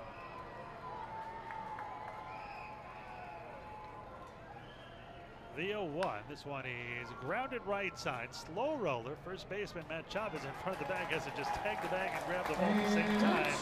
And that's the game as Adams comes in and shuts out the Road Warriors, as does the Skeeters pitching staff, in a 6-0 win. Final numbers look like this. 6 runs, 11 hits, and no errors for the Skeeters.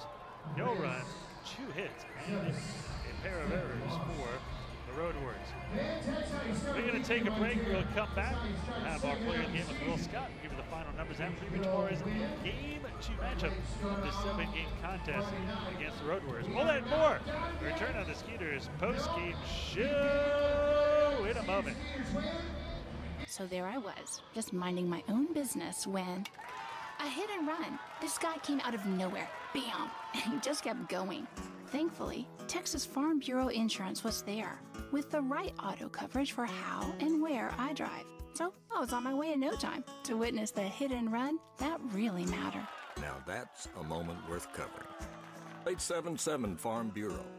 Hey Skeeters fans, have a worry-free kids' birthday party here at Constellation Field.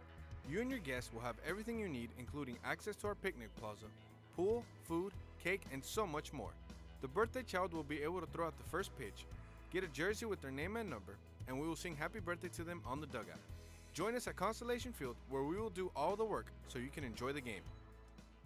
Where can you go to beat the heat and enjoy some wonderful shade trees on the finest deck in Fort Bend? The answer is Dry Creek Social Club. They offer a large selection of craft beers, fine wines, and handmade cocktails. Relax and enjoy yourself indoors or outdoors. They also have a large dance floor and feature live music and a great atmosphere. Conveniently located nearby at 3333 FM 359 between the Swinging Door and Pecan Grove. Come on over, 832-471-6668 for more information.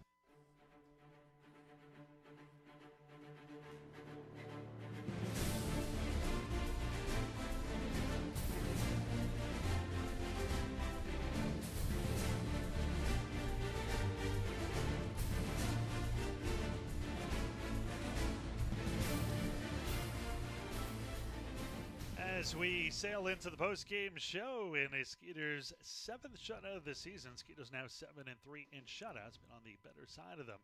6 runs, 11 hits, and no errors for Sugarland. No runs, 2 hits, and 2 errors for the Road Warriors. The winning pitcher is Matt Sergei. Brilliant 7 shutout innings. He's now 3-4, picks up the win. Time of the game, 2 hours and 47 minutes in front of 4,922 fans. Skeeters got 3 runs in the 5th inning, really the only 3 that they needed. Anthony Jansanti led off with a single, stole second. Albert Cordero singled first and third. Then a bizarre play, Alvaro Rondon bunted. And the pitcher, Caceres, threw the ball away to first. 2 runs would wind up scoring. Rondon to third. 2-0 Skeeters. Barrett Barnes followed with an RBI double. It was 3-0 Sugarland. Skeeters got another run in the 6th with 1 out. Slade Heathcott, for some reason, was intentionally walked. Anthony Jansanti then had an infield single. Then Cordero with an RBI single. And the Skeeters led 4-0. It looked like that would be enough, but the Skeeters put the exclamation point on the board in the 8th inning. After 2 were down, Anthony Jansanti walked. Albert Cordero hit his 8th home run of the year, a 2-run shot. Skeeters go on to win 6-0. It was Sergei, Runzer, and Adams who shut down these Road Warriors here for their 7th shutout of the season. Ryan Posner joins me here in the booth, and it was really all Matt Sergei tonight. Yeah, another great outing from him. I mean, he's been pretty solid lately, and he's going to have to be. They're losing Casey Coleman, losing Dallas Beeler. He kind of becomes your de facto, 3-2 starter, depending on the way you look at it. I mean, you could look at him as your number 1. Obviously, trot him out here. Obviously, Connor Wade, probably your number 1 at this point. But I mean, yeah, he's going to have to be nails. I mean, maybe not as good as he was tonight. He was phenomenal. I mean, 9 strikeouts, 7 innings of work. But man, that was a pretty fun outing from him. What did you notice that made him so effective tonight? Well, I mean, the velocity's there for him. That's what I think it was nice, and I think that seemed to kind of blow some of these Road Warriors hitters away was the velocity. I mean, he just worked quick. He was pounding the zone. I mean, you saw in the first inning he struck out the side. I mean, you could have blinked and the side was gone. So. I think he really just pounded the zone, and in my opinion, that's kind of what he used to his advantage. And I mean, coming off of such a long layover too, coming after these guys, they had probably been seeing live pitching in a couple days. I think that was a big difference maker. Well, Matt Sergei not available, so we got Skeeters catcher Albert Cordero. I'm sure he's going to have some insight, and he is standing by with our own Will Scott. William. Thanks, Ira. Here with our player of the game, Albert Cordero, who went 3 for 4 with a home run and 3 RBIs. Coco, that home run of the 8th came on the 7th pitch of the at-bat. We were able to go the other way with it. What were you looking for in that at-bat? I mean, I just, from the practice, I try to do just make a contact, put the barrel on the ball. Don't try to do that much. Just doing simple thing in the home plate. So I was trying to put the ball in play because it was 3-2 count. And the homer came. It was a really competitive series the last time you played this Road Warriors team. All games decided by 3 runs or less. How good does it feel to win this one comfortably? I mean, it's good because we started the second half with a win right here. So we just have to keep doing it every day, no matter what. If we just clinch the past first half, we just start doing the same thing, playing hard and do the little things to win the game. Would you say the mindset of the team is already clinching a first half title? What's the mindset of the team going into the second half of the season? We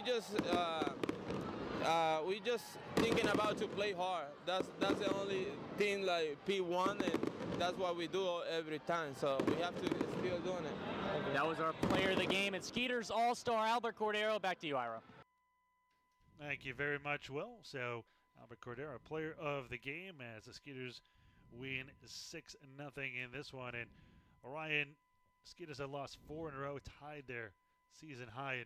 And really, when you lose 2 of your best pitchers on the road, it becomes hard. The Skeeters were actually shorthanded really the rest of that road trip. But you come out here and you take the Road Warriors in Game 1. And you really can't say, oh, well, it's just the Road Warriors. We need to get healthy because we saw what happened last time. But give the Road Warriors credit, and a lot of credit. They got some great pitching tonight. It just didn't get much offense off of phenomenal Skeeters pitching tonight. Yeah, and they had a guy out there tonight who had thrown 6 scoreless innings open his Road Warriors career, so definitely not chop liver, quote-unquote. But, I mean, yeah, you could see either team wanting to maybe come out flat-footed just based off the fact that they were coming off such a long layoff. So you get the Skeeters, they come out, they score a few runs, they put the pressure on them, too, with Rondon with the bunt, make him play a little defense, use the speed to his advantage, and I mean, the biggest takeaway obviously is the pitching. I mean, Matt Sergei was just absolutely phenomenal tonight, and he's one of those guys where it's almost been a mystery all year. It's like, what do you have? Because he's been hurt twice on the disabled list, but when he's on, I mean, we've seen him took a no-hitter to through 5 innings earlier this year, so he's like one of those guys where it's kind of Pete's got the familiarity with him as well, being a former Laredo Lemur from the American Association, so kind of interested to see what we get from him throughout the year. Mentioned the Skeeters' new ace, really, Connor Wade, 4-2 with a 3.94 ERA. The right-hander would go up against a pitcher yet to be determined for the Road Warriors. Tomorrow, a 6:05 game. The pregame show will start at 6:45. And final thoughts on this one, Mr. Posner? Yeah, I mean, we touched on it a few times. Matt Sergei, I think another thing I'm looking forward to tomorrow is, Connor Wade really got hit pretty hard his last start, and that was by a factor of he didn't know he was pitching that day. Dallas Beeler scheduled a pitch. All of a sudden, he scheduled a pitch. I mean, he was a guy that was so consistent leading up to the end of the first half, and it was kind of astonishing to see the Ducks hit him like that. So, I mean, he's a guy you want to see see him bounce back. I mean, get at least 6 innings under his belt, a quality start. I think that's what you're looking forward to tomorrow. I think part of that reason is I think Pete really didn't have much of a choice on top of moving him up. He couldn't afford Wade to go 2 or 3 innings with a very short bullpen. Skeeters had a couple of guys inactive and injured as well. So Wade probably really took one for the team. And, Connor Wade, even the great Connor Wade's due for one bad one. We can let him slide on this one. Well, that's going to do it for us here. Incredible win by the Skeeters as they win 6-0. Again, tomorrow, 6:05 first pitch. We'll be on the air here at 5:45. For my broadcast partner, Ryan Posner and Will Scott, Skeeters win 6-0 here. This is Ira Liebman saying enjoy the rest of your evening, and we will see you tomorrow night.